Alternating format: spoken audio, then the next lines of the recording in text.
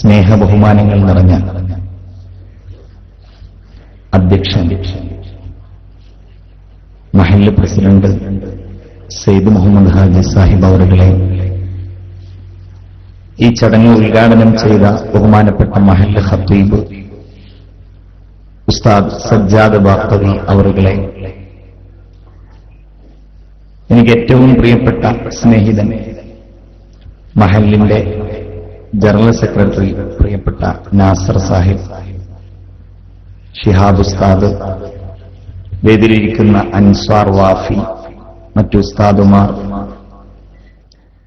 ഈ മജ്ലിസിൻ നൂറിൽ ഒരുമിച്ച് കൂടിയിരിക്കുന്ന കോതപറമ്പിലെ സത്യവിശ്വാസികളായ സഹോദരി സഹോദരന്മാരെ, സുഹൃത്തുക്കളെ,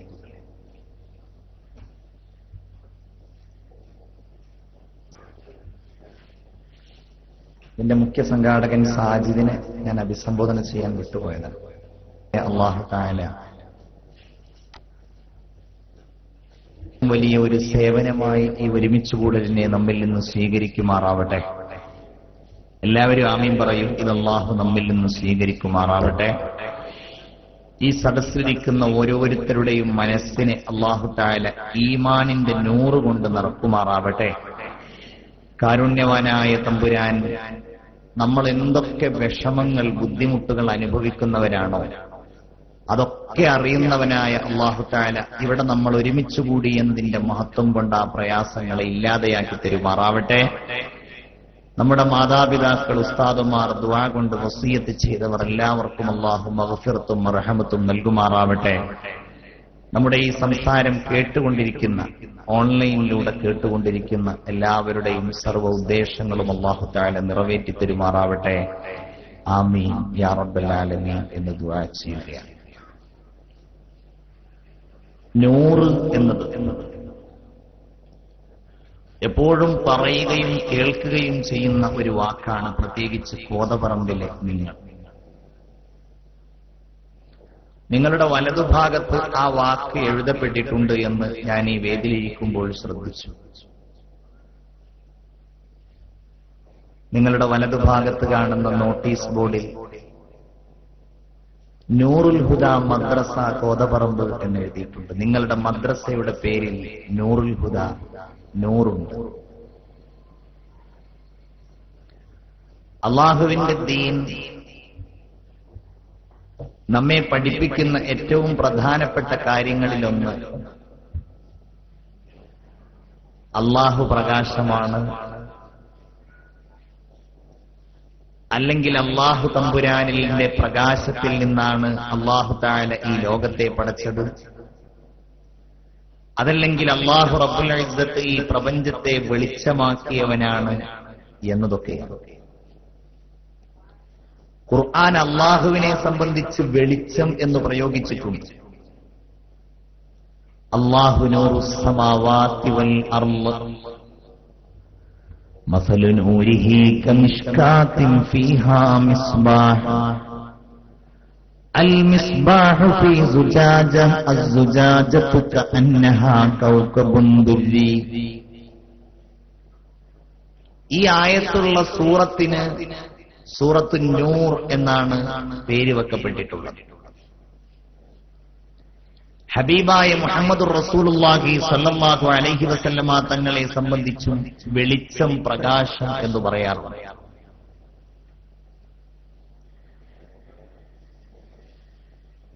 ഖുർആനിനെ കുറിച്ചും അങ്ങനെ ഒരു പ്രയോഗമുണ്ട്. ഖദ് ജാഅകും നൂറും മിനല്ലാഹ്, അല്ലാഹുവിൽ നിന്നുള്ള ഒരു വെളിച്ചമിതാ നിങ്ങളിലേക്ക് വന്നിരിക്കുന്നു എന്ന് ഖുർആൻ പറഞ്ഞതിന് അത് ഖുർആനിനെ സംബന്ധിച്ചാണ് എന്ന് മുഫസ്സിറുകൾ പറയുന്നു. അറിവിനെ സംബന്ധിച്ച് വഖാലൽ ഇൽമു നൂറുല്ലാഹി ഹഖ്ഖാ വനൂറുല്ലാഹി ലാ യുഅ്താ ലിആസി എന്ന് ഇമാമുന, നമ്മുടെ മദ്ഹബിന്റെ ഇമാം കൂടിയായ ഇമാമുന ശാഫിഈ റളിയല്ലാഹു തആല അൻഹു പാടിയിട്ടുണ്ട്. അൽ ഇൽമു നൂറുല്ലാഹ്, ഇൽമ് എന്നത് അല്ലാഹുവിന്റെ വെളിച്ചമാണ്. ഈമാൻ വെളിച്ചമാണെന്ന് പറയും, ഇസ്ലാം നൂറാണെന്ന് പറയും. എന്താണ് ഇതിന്റെ അർത്ഥം? മനുഷ്യന്റെ ഹൃദയത്തിലുള്ള എല്ലാ ഇരുട്ടിനെയും തമസ്സിനെയും അന്ധകാരത്തെയും നന്മകളെ കാണാൻ കഴിയാത്ത എല്ലാ അവസ്ഥകളെയും പ്രകാശിപ്പിക്കുന്ന, അതിനെ നന്മ കാണിക്കുന്ന, ഇരുട്ടിനെ ഇല്ലാതെയാക്കുന്ന വെളിച്ചമാകുന്നു, നൂറാകുന്നു ഞാൻ ഈ സൂചിപ്പിച്ച എല്ലാം. ഉദാഹരണമായി അള്ളാഹുവിനെ സംബന്ധിച്ച ചിന്ത, റസൂലുള്ളാഹി സ്വല്ലല്ലാഹു അലൈഹി വസല്ലമ തങ്ങളുടെ മദ്ഹുകൾ, അവിടുത്തെ അധ്യാപനങ്ങളുടെ അനുധാവനങ്ങൾ, ഖുർആനിന്റെ പാരായണവും ഖുർആനിനെ പിൻപറ്റലും ഇൽമ് പഠിക്കലും എല്ലാം മനുഷ്യന്റെ മനസ്സിലെ എല്ലാ ഇരുട്ടിനെയും ഇല്ലാതെയാക്കി കളയുന്നതാണ്. അങ്ങനെ ഒരു നാമം തന്നെയാണ് ബഹുമാനപ്പെട്ട ഉസ്താദുമാരുടെ നേതൃത്വത്തിൽ മഹല്ലുകളിൽ സംഘടിപ്പിക്കുന്ന മജ്ലിസുകൾക്ക് വെച്ചിട്ടുള്ളത്. മജ്ലിസുൻ നൂർ, പ്രകാശത്തിന്റെ സദസ്സ്. ഈ സദസ്സിൽ അള്ളാഹുവിന്റെ സാന്നിധ്യമുണ്ട്, എല്ലായിടത്തുമുണ്ട് എന്ന് നമുക്കറിയാമെങ്കിലും അള്ളാഹുവിന്റെ പ്രത്യേകമായ നോട്ടവും അവന്റെ പരിഗണനയും അവന്റെ റഹ്മത്തും ഈ മജ്ലിസിലുണ്ടാകും. ഈ മജ്ലിസിൽ തന്നെ ഹബീബായ മുഹമ്മദുർ റസൂലുള്ളാഹി സ്വല്ലല്ലാഹു അലൈഹി വസല്ലം നൂറാകുന്ന റസൂലുള്ളാഹി സ്വല്ലല്ലാഹു അലൈഹി വസല്ലം തങ്ങൾ ഓർക്കപ്പെടുകയും അവിടുത്തെ മേലിൽ സ്വലാത്തുകൾ വർഷിക്കപ്പെടുകയും ചെയ്യും. ഈ മജ്ലിസിൽ ദുആകളിലൂടെ മറ്റ് ദിക്റുകളിലൂടെ ഖുർആൻ പാരായണം നടത്തപ്പെടുന്നു. ഈ മജ്ലിസിൽ നിന്ന് അറിവിന്റെ പ്രകാശത്തിന്റെ അല്പമെങ്കിലും നമ്മൾ സംഭരിക്കുന്നു. എല്ലാം കൊണ്ട് ഈമാനാകുന്ന നൂറിനെ, വെളിച്ചത്തെ നമ്മുടെ ഹൃദയത്തിൽ നാം പ്രകാശിപ്പിക്കുകയും ചെയ്യും. അതാണ് മജ്ലിസുൻ നൂർ. എല്ലാ മാസവും ഇങ്ങനെ മഹല്ലുകളിലുള്ള സത്യവിശ്വാസികൾ ഒരുമിച്ചുകൂടി അള്ളാഹുവിനെ ഓർത്ത്, നബിയെ ഓർത്ത്, പ്രത്യേകമായി ഈ ദീൻ നമ്മിലേക്ക് കൈമാറി വന്ന അസ്ഹാബുൽ ബദറിനെ ഓർത്ത് ഈമാനിന്റെ വെളിച്ചത്തെ ശക്തിപ്പെടുത്തുകയാണ്. കോതപറമ്പിലെ ഈ മദ്രസയിൽ ഒരുമിച്ചുകൂടിയ സത്യവിശ്വാസികളോട് ഇന്ന് ഞാൻ പറയുന്നത്, നമ്മൾ എല്ലാ മാസവും ഇങ്ങനെ ഒരുമിച്ച് കൂടണം എന്നതാണ്. എന്തിന്? അള്ളാഹു എന്ന നമ്മുടെ സൃഷ്ടാവുണ്ടല്ലോ, നമ്മുടെ പരിപാലകനുണ്ടല്ലോ, നമ്മുടെ എല്ലാമെല്ലാമായ ആ നാഥനെ നമ്മൾ അറിയുവാനും പഠിക്കുവാനും അവന്റെ വിചാരങ്ങളും ചിന്തകളും നമ്മുടെ മനസ്സിൽ കൂടുതൽ ഓർമ്മയിൽ നിൽക്കുവാനും. നമ്മളൊന്നും കരുതരുത് ഞാൻ ഓൾറെഡി ഈമാനുള്ള ഒരാളാണ്, ആ ഈമാനിലൂടെ ഞാനിങ്ങനെ മുന്നോട്ട് പോയിക്കൊണ്ടേയിരിക്കും, എപ്പോഴും എന്റെ ഈമാൻ സ്ഥിരമായിട്ട് നിൽക്കുന്ന ഒന്നാണ് എന്നുള്ളത് തെറ്റിദ്ധാരണയാണ്. അങ്ങനെയല്ല. ഈമാനിൽ ചെളി പുരളും, ഈമാനിന്റെ മേൽ പൊടി പിടിക്കും.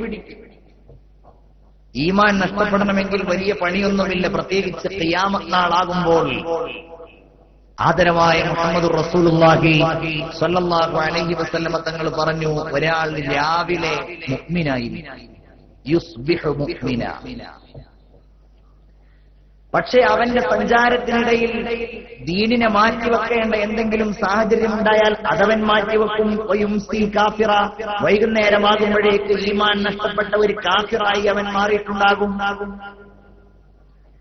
വൈകുന്നേരം മുഅ്മിനാണെങ്കിൽ പ്രഭാതത്തിൽ അവന്റെ ഈമാൻ നഷ്ടപ്പെട്ടവൻ കാഫിറായി മാറിയിട്ടുണ്ടാകും. സല്ലല്ലാഹു അലൈഹി വസല്ലമ തങ്ങൾ പറയുകയാണ്, അന്നത്തെ ജനങ്ങളുടെ സ്വഭാവം എന്ന് പറയുന്നത് യബീഉ ദീനഹു ബിഅർളിൻ മിനദ്ദുനിയാ, ഭൗതികമായ എന്തെങ്കിലും സുഖഭോഗ വസ്തുക്കൾക്ക് വേണ്ടി, ഭൗതികമായ എന്തെങ്കിലും കാര്യലാഭത്തിന് വേണ്ടി, ചരക്കുകൾക്ക് വേണ്ടി അവന്റെ ഈമാനിനെ, അവന്റെ വിശ്വാസത്തെ, അവന്റെ ദീനിനെ അവൻ വിൽക്കുമെന്ന് മുഹമ്മദ് മുസ്തഫ സല്ലല്ലാഹു അലൈഹി വസല്ലം. പുറത്തിറങ്ങുന്ന സമയത്ത് മറ്റൊരു വേഷം ധരിച്ചാലേ എന്നെ ആളുകൾ ശ്രദ്ധിക്കുകയുള്ളൂ എന്ന് കരുതിയാൽ ദീനിന്റെ വേഷം അവൻ മാറ്റി, അല്ലെങ്കിൽ അവൾ മാറ്റി. എന്റെ മോളുടെ കല്യാണം നടക്കുമ്പോ ദീനിന്റെ ചിട്ടകളും നയങ്ങളും അനുസരിച്ച പെൺകുട്ടിയെ ഞാൻ വസ്ത്രം ധരിപ്പിക്കുകയും ജനങ്ങളെ ഞാൻ സൽക്കരിക്കുകയും ചെയ്താൽ അതെനിക്കൊരു കുറവാകുമെന്ന് കരുതിയാൽ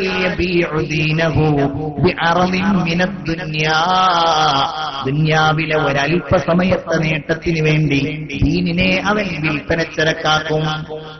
അപ്പൊ കല്യാണത്തിന് ഗാനമേള ഉണ്ടാകും, ബൊഫെ ഉണ്ടാകും, അനാവശ്യമായിട്ട് ഭക്ഷണം വാരി വിതറി അവന്റെ ആർഭാടങ്ങളെ പ്രകടമാക്കണം. അതാണ് ഈമാന്റെ പ്രത്യേകത എന്ന് പറഞ്ഞാൽ. അത് പോകാൻ വലിയ പണില്ല. സത്യവിശ്വാസികളായ നമ്മെ സംബന്ധിച്ചിടത്തോളം നമ്മൾ ചെയ്യേണ്ടത് ജദ്ദിദൂ ഈമാനക്കും, അതാ ചെയ്യണം. അള്ളാഹു തൗഫീഖ് നൽകുമാറാകട്ടെ. അതാണ് ഇവിടുന്ന് നമ്മൾ ചെയ്യുന്നത്. ജദ്ദിദൂ ഈമാനക്കും, ഈമാനിനെ പുതുക്കലാണ്. ഈ പുതുക്കൽ നമുക്ക് വീട്ടിൽ നിന്നിരുന്നാൽ കിട്ടില്ല. ഈ പുതുക്കൽ നമുക്ക് നാട്ടിലൂടെ നടന്നാൽ ലഭ്യമാവില്ല. കാരണം നമ്മുടെ സാഹചര്യങ്ങൾ അങ്ങനെയാണ്. വീട്ടിൽ പോയിരുന്നാൽ നമുക്ക് ഇഷ്ടമുണ്ടെങ്കിൽ TV കാണാമല്ലോ.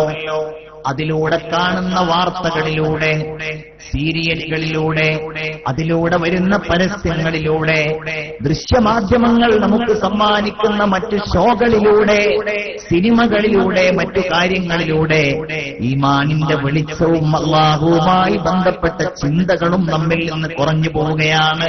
അതുകൊണ്ടാണ് മജ്ലിസുൻ നൂറിൽ വന്നുകൊണ്ട് ജദ്ദിദൂ ഈമാനക്കും, ഈമാനെ നിങ്ങൾ പുതുക്കണം എന്ന് പറഞ്ഞു. റോട്ടിലൂടെ നടന്നാൽ, വഴികളിലൂടെ നടന്നാൽ നമ്മുടെ കണ്ണുകളിൽ അല്ലാഹു നിഷിദ്ധമാക്കിയ ഹറാമായ കാഴ്ചകൾ വരികയാണ്.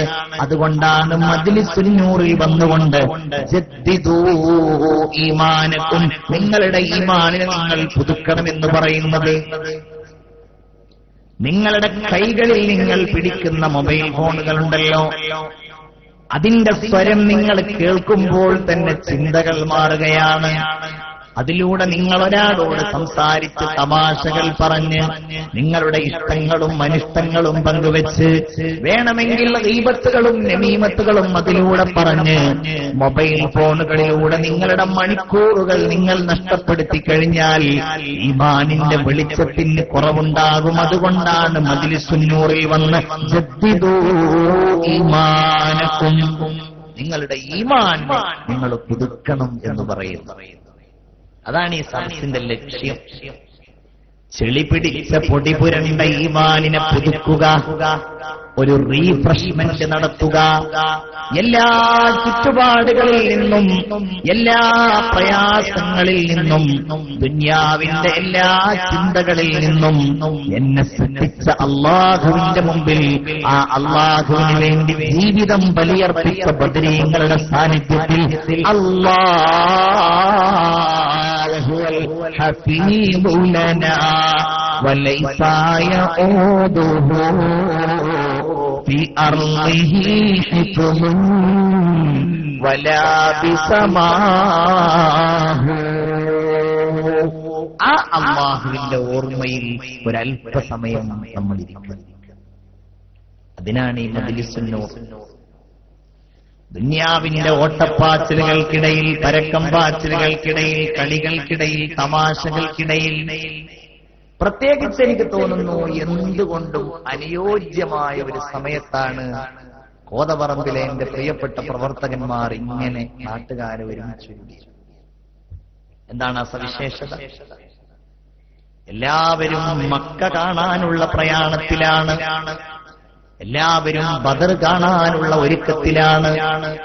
ലോകത്ത് അല്ലാഹു തആല അനുഗ്രഹം ചെയ്ത ലോകത്തുള്ള കോടിക്കണക്കിന് വിശ്വാസികളിൽ നിന്ന് 55 ലക്ഷത്തിലേറെ വരുന്ന ആളുകൾ വിശുദ്ധമായ മദീനയിൽ പോയി റസൂലുള്ളാഹിയെ കാണാനുള്ള തയ്യാറെടുപ്പിലാണ് സല്ലല്ലാഹു അലൈഹി വസല്ലം.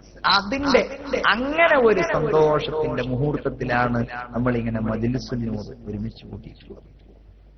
നമ്മുടെ നാട്ടിൽ നിന്ന് പലരും പോകുന്നു. എല്ലാവരും അങ്ങനെയുള്ള ഒരു സന്ദർഭം എന്ന് പറഞ്ഞാൽ ദുആക്ക് ഇജാബത്തുള്ള ഒരു സന്ദർഭമാണ്. കാരണം അങ്ങനെ ആ ഒരു സന്ദർഭം എല്ലാവരുടെ മനസ്സിലും ഒരു നാട്ടിൽ നിന്നൊരാള് ഹജ്ജിന് വേണ്ടി പോകുമ്പോ ആ നാട്ടുകാർക്ക് മുഴുവൻ പടച്ചോൻ ഓർമ്മ വരികയാണ്. ഒരു ഇബാദത്തിനെ സംബന്ധിച്ചുള്ള അവബോധം ഉണ്ടാവുക. എല്ലാവർക്കും അവിടെ എത്താനുള്ള ഒരു മോഹം ഉണ്ടാവുകയാണ്. ഈമാനുള്ളവരുടെ മനസ്സിലൊക്കെ ഒരു സന്തോഷവും സമാധാനവും നിറയാണ്. അപ്പൊ 55 ലക്ഷം ആളുകൾ പോകുമ്പോ ഏറെക്കുറെ ലോകത്തുള്ള സത്യവിശ്വാസികൾ മുഴുവൻ കഅബയെ ഓർക്കുന്ന, മദീനയെ ഓർക്കുന്ന, മക്കയെ ഓർക്കുന്ന ഏറ്റവും പ്രധാനപ്പെട്ട ഒരു സാഹചര്യത്തിലാണ് നമ്മൾ ഇങ്ങനെ മജ്‌ലിസുന്നൂറിൽ ഒരുമിച്ച് കൂടിയിട്ടുള്ളത്. ഒന്ന് രണ്ട് കാര്യങ്ങൾ മാത്രമേ ഞാൻ പറയുന്നുള്ളൂ. നമ്മൾ ഓരോ മാസവും ഇങ്ങനെ കൂടിയിട്ട് ഓർക്കേണ്ടവൻ അല്ലാഹുവാണ്. അവനെ കുറിച്ച് എത്ര പറഞ്ഞാലും കേട്ടാലും പഠിച്ചാലും അവസാനിക്കൂല. അങ്ങനെയാണെങ്കിലും ദൗർഭാഗ്യവശാൽ അവന്റെ ചിന്തകൾ, അവനെക്കുറിച്ചുള്ള അറിവുകൾ അല്ലാഹു നമ്മെ നിരീക്ഷിക്കുന്നുണ്ട് എന്ന ബോധം ദൗർഭാഗ്യവശാൽ നമ്മുടെയൊക്കെ മനസ്സിൽ നിന്ന് ഇങ്ങനെ ഇല്ലാതെയായിക്കൊണ്ടിരിക്കുകയാണ്. അതാണ് ഈമാനിന് പൊടിപുരളുമെന്ന് ഞാൻ പറഞ്ഞു. അള്ളാഹുവിനെ കുറിച്ച് ഓർക്കുക എന്ന് പറയുന്നത് രോഗം വരുമ്പോൾ മാത്രമല്ല, പ്രായമാകുമ്പോൾ മാത്രമല്ല, വയസ്സാകുമ്പോൾ മാത്രമല്ല. ആ സമയത്ത് അള്ളാഹുവിനെ ഓർക്കുക എന്നത് ഒരു പ്രയാസമുള്ള സംഗതിയല്ല താനും. അതൊരു കാര്യമാണ്. ആ സമയത്ത് രോഗമായി അതുവരെ എല്ലാ ദുഷ്കൃത്യങ്ങൾക്കും ഭർത്താവിനെ പ്രോത്സാഹിപ്പിക്കുന്നവളായിരുന്നു ഭാര്യയായ എല്ലാറ്റിനും അയാൾ സുബഹി നിസ്കരിക്കാതെ കടന്നുറങ്ങുന്ന എനിക്ക് യാതൊരു പ്രശ്നമല്ല. അയാള് ഇന്ന് എന്റെ കൂടെ യാത്ര ചെയ്യുന്ന സമയത്ത് ളുഹർ നിസ്കരിച്ചിട്ടില്ല എന്ന് എനിക്ക് ഉറപ്പാണ്. ഞാൻ വീട്ടിലെത്തിയപ്പോ നിസ്കരിച്ചിട്ടുണ്ടായിരുന്നു, മൂപ്പർ നിസ്കരിച്ചിട്ടില്ല, എന്നാ അതൊന്ന് ചോദിക്കാൻ ഞാൻ തയ്യാറായിട്ടില്ല, അതുകൊണ്ട് ളുഹർ നിസ്കരിച്ചിട്ടില്ല എന്നുള്ള കാര്യം എനിക്ക് ഉറപ്പാണ്. അയാള് രണ്ടാമത്തെ ഈ കച്ചവടം തുടങ്ങിയത് ബാങ്കിൽ നിന്ന് ഇത്ര ലോൺ എടുത്തിട്ടാണ്, അതിന് ഇത്ര പലിശ കൊടുക്കുന്നുണ്ട്, അയാൾ എന്നെ ഭക്ഷിപ്പിക്കുന്നത് പലിശയുടെ മുതലാണ് എന്ന കാര്യം ഭാര്യയായ നിനക്ക് ഉറപ്പാണ്. അപ്പോഴൊന്നും പടച്ചോൻ ഓർമ്മല്ല. പിന്നെ എപ്പോഴാ ഓർക്കുക? ഒരു ദിവസം ഭർത്താവ് പറയുന്നു, എന്റെ ഈ കഴുത്തിന്റെ ഭാഗത്ത് എന്തോ ഒരു വേദന പോലെ, എന്തോ ഒരു ചൊറിച്ചിൽ പോലെ. ഏതായാലും ഒന്ന് മെഡിക്കെയറിൽ കൊണ്ടുപോയി നോക്കാം. അവിടുത്തെ ഡോക്ടർ പറയുന്നു, എന്തോ ഒരു പ്രശ്നമുണ്ട്, നിങ്ങൾ ഒന്ന് തൃശ്ശൂരിലെ ജൂബിലിയിൽ കൊണ്ടുപോയി നോക്കൂ. ചെറിയൊരു പേടി തോന്നിപ്പോയി, കാരണം എന്താണെന്ന് വ്യക്തമാകുന്നില്ല. ഭർത്താവാണെങ്കിൽ അത്യാവശ്യം ആരോഗ്യം തടിമെടുത്ത് കണ്ടതുകൊണ്ട് ചെറിയ ഒരു പ്രതീക്ഷയുണ്ടെങ്കിലും എന്താണെന്ന് അറിയാൻ കഴിയുന്നില്ല. മെഡിക്കെയറിൽ നിന്ന് ജൂബിലി കൊണ്ടുപോയി അവിടുത്തെ വിദഗ്ധമായ പരിശോധനയ്ക്ക് ശേഷം പറഞ്ഞു, നിങ്ങളുടെ ക്യാൻസർ ഇത്ര ശതമാനം പിന്നിട്ടിരിക്കുന്നു, അത് ഇപ്പോഴാണ് പുറത്തു വന്നത്, നിങ്ങൾ എത്രയും വേഗം തിരുവനന്തപുരത്തെ RCCയിൽ കൊണ്ടുപോകണം. ഇതൊക്കെ അനുഭവങ്ങൾ. അതുവരെ സുബഹി നിസ്കരിക്കാത്ത ഭർത്താവിനെ വിളിച്ചു നിർത്താത്ത നീ, ളുഹർ നിസ്കരിക്കാത്ത ഭർത്താവിനോട് അത് നിസ്കരിച്ചോ എന്ന് ചോദിക്കാത്ത നീ, പലിശ കൊടുക്കുന്നതിന്റെ പേരിൽ ഒരു മനസ്താപവും ഇന്ന് വരെ പ്രിയപ്പെട്ട ഭർത്താവിനോട് കാണിക്കാത്ത നിങ്ങൾ അപ്പ പടച്ചോൻ ആലോചിക്കാൻ തുടങ്ങിയാണല്ലേ. ഇതാ നമ്മുടെയൊക്കെ സ്വഭാവം. അള്ളാഹു കാത്തുരക്ഷിക്കുമാറാവട്ടെ. അപ്പോഴെങ്കിലും പടച്ചോനെ ഓർക്കാൻ കഴിയുന്നുണ്ടെന്നുള്ളതൊരു ഭാഗ്യമാണ്, അത് പറയാം. പക്ഷെ അപ്പ മാത്രമായിട്ട് ഓർക്കുന്നവരായിട്ട് നമ്മൾ മാറാൻ പാടില്ല.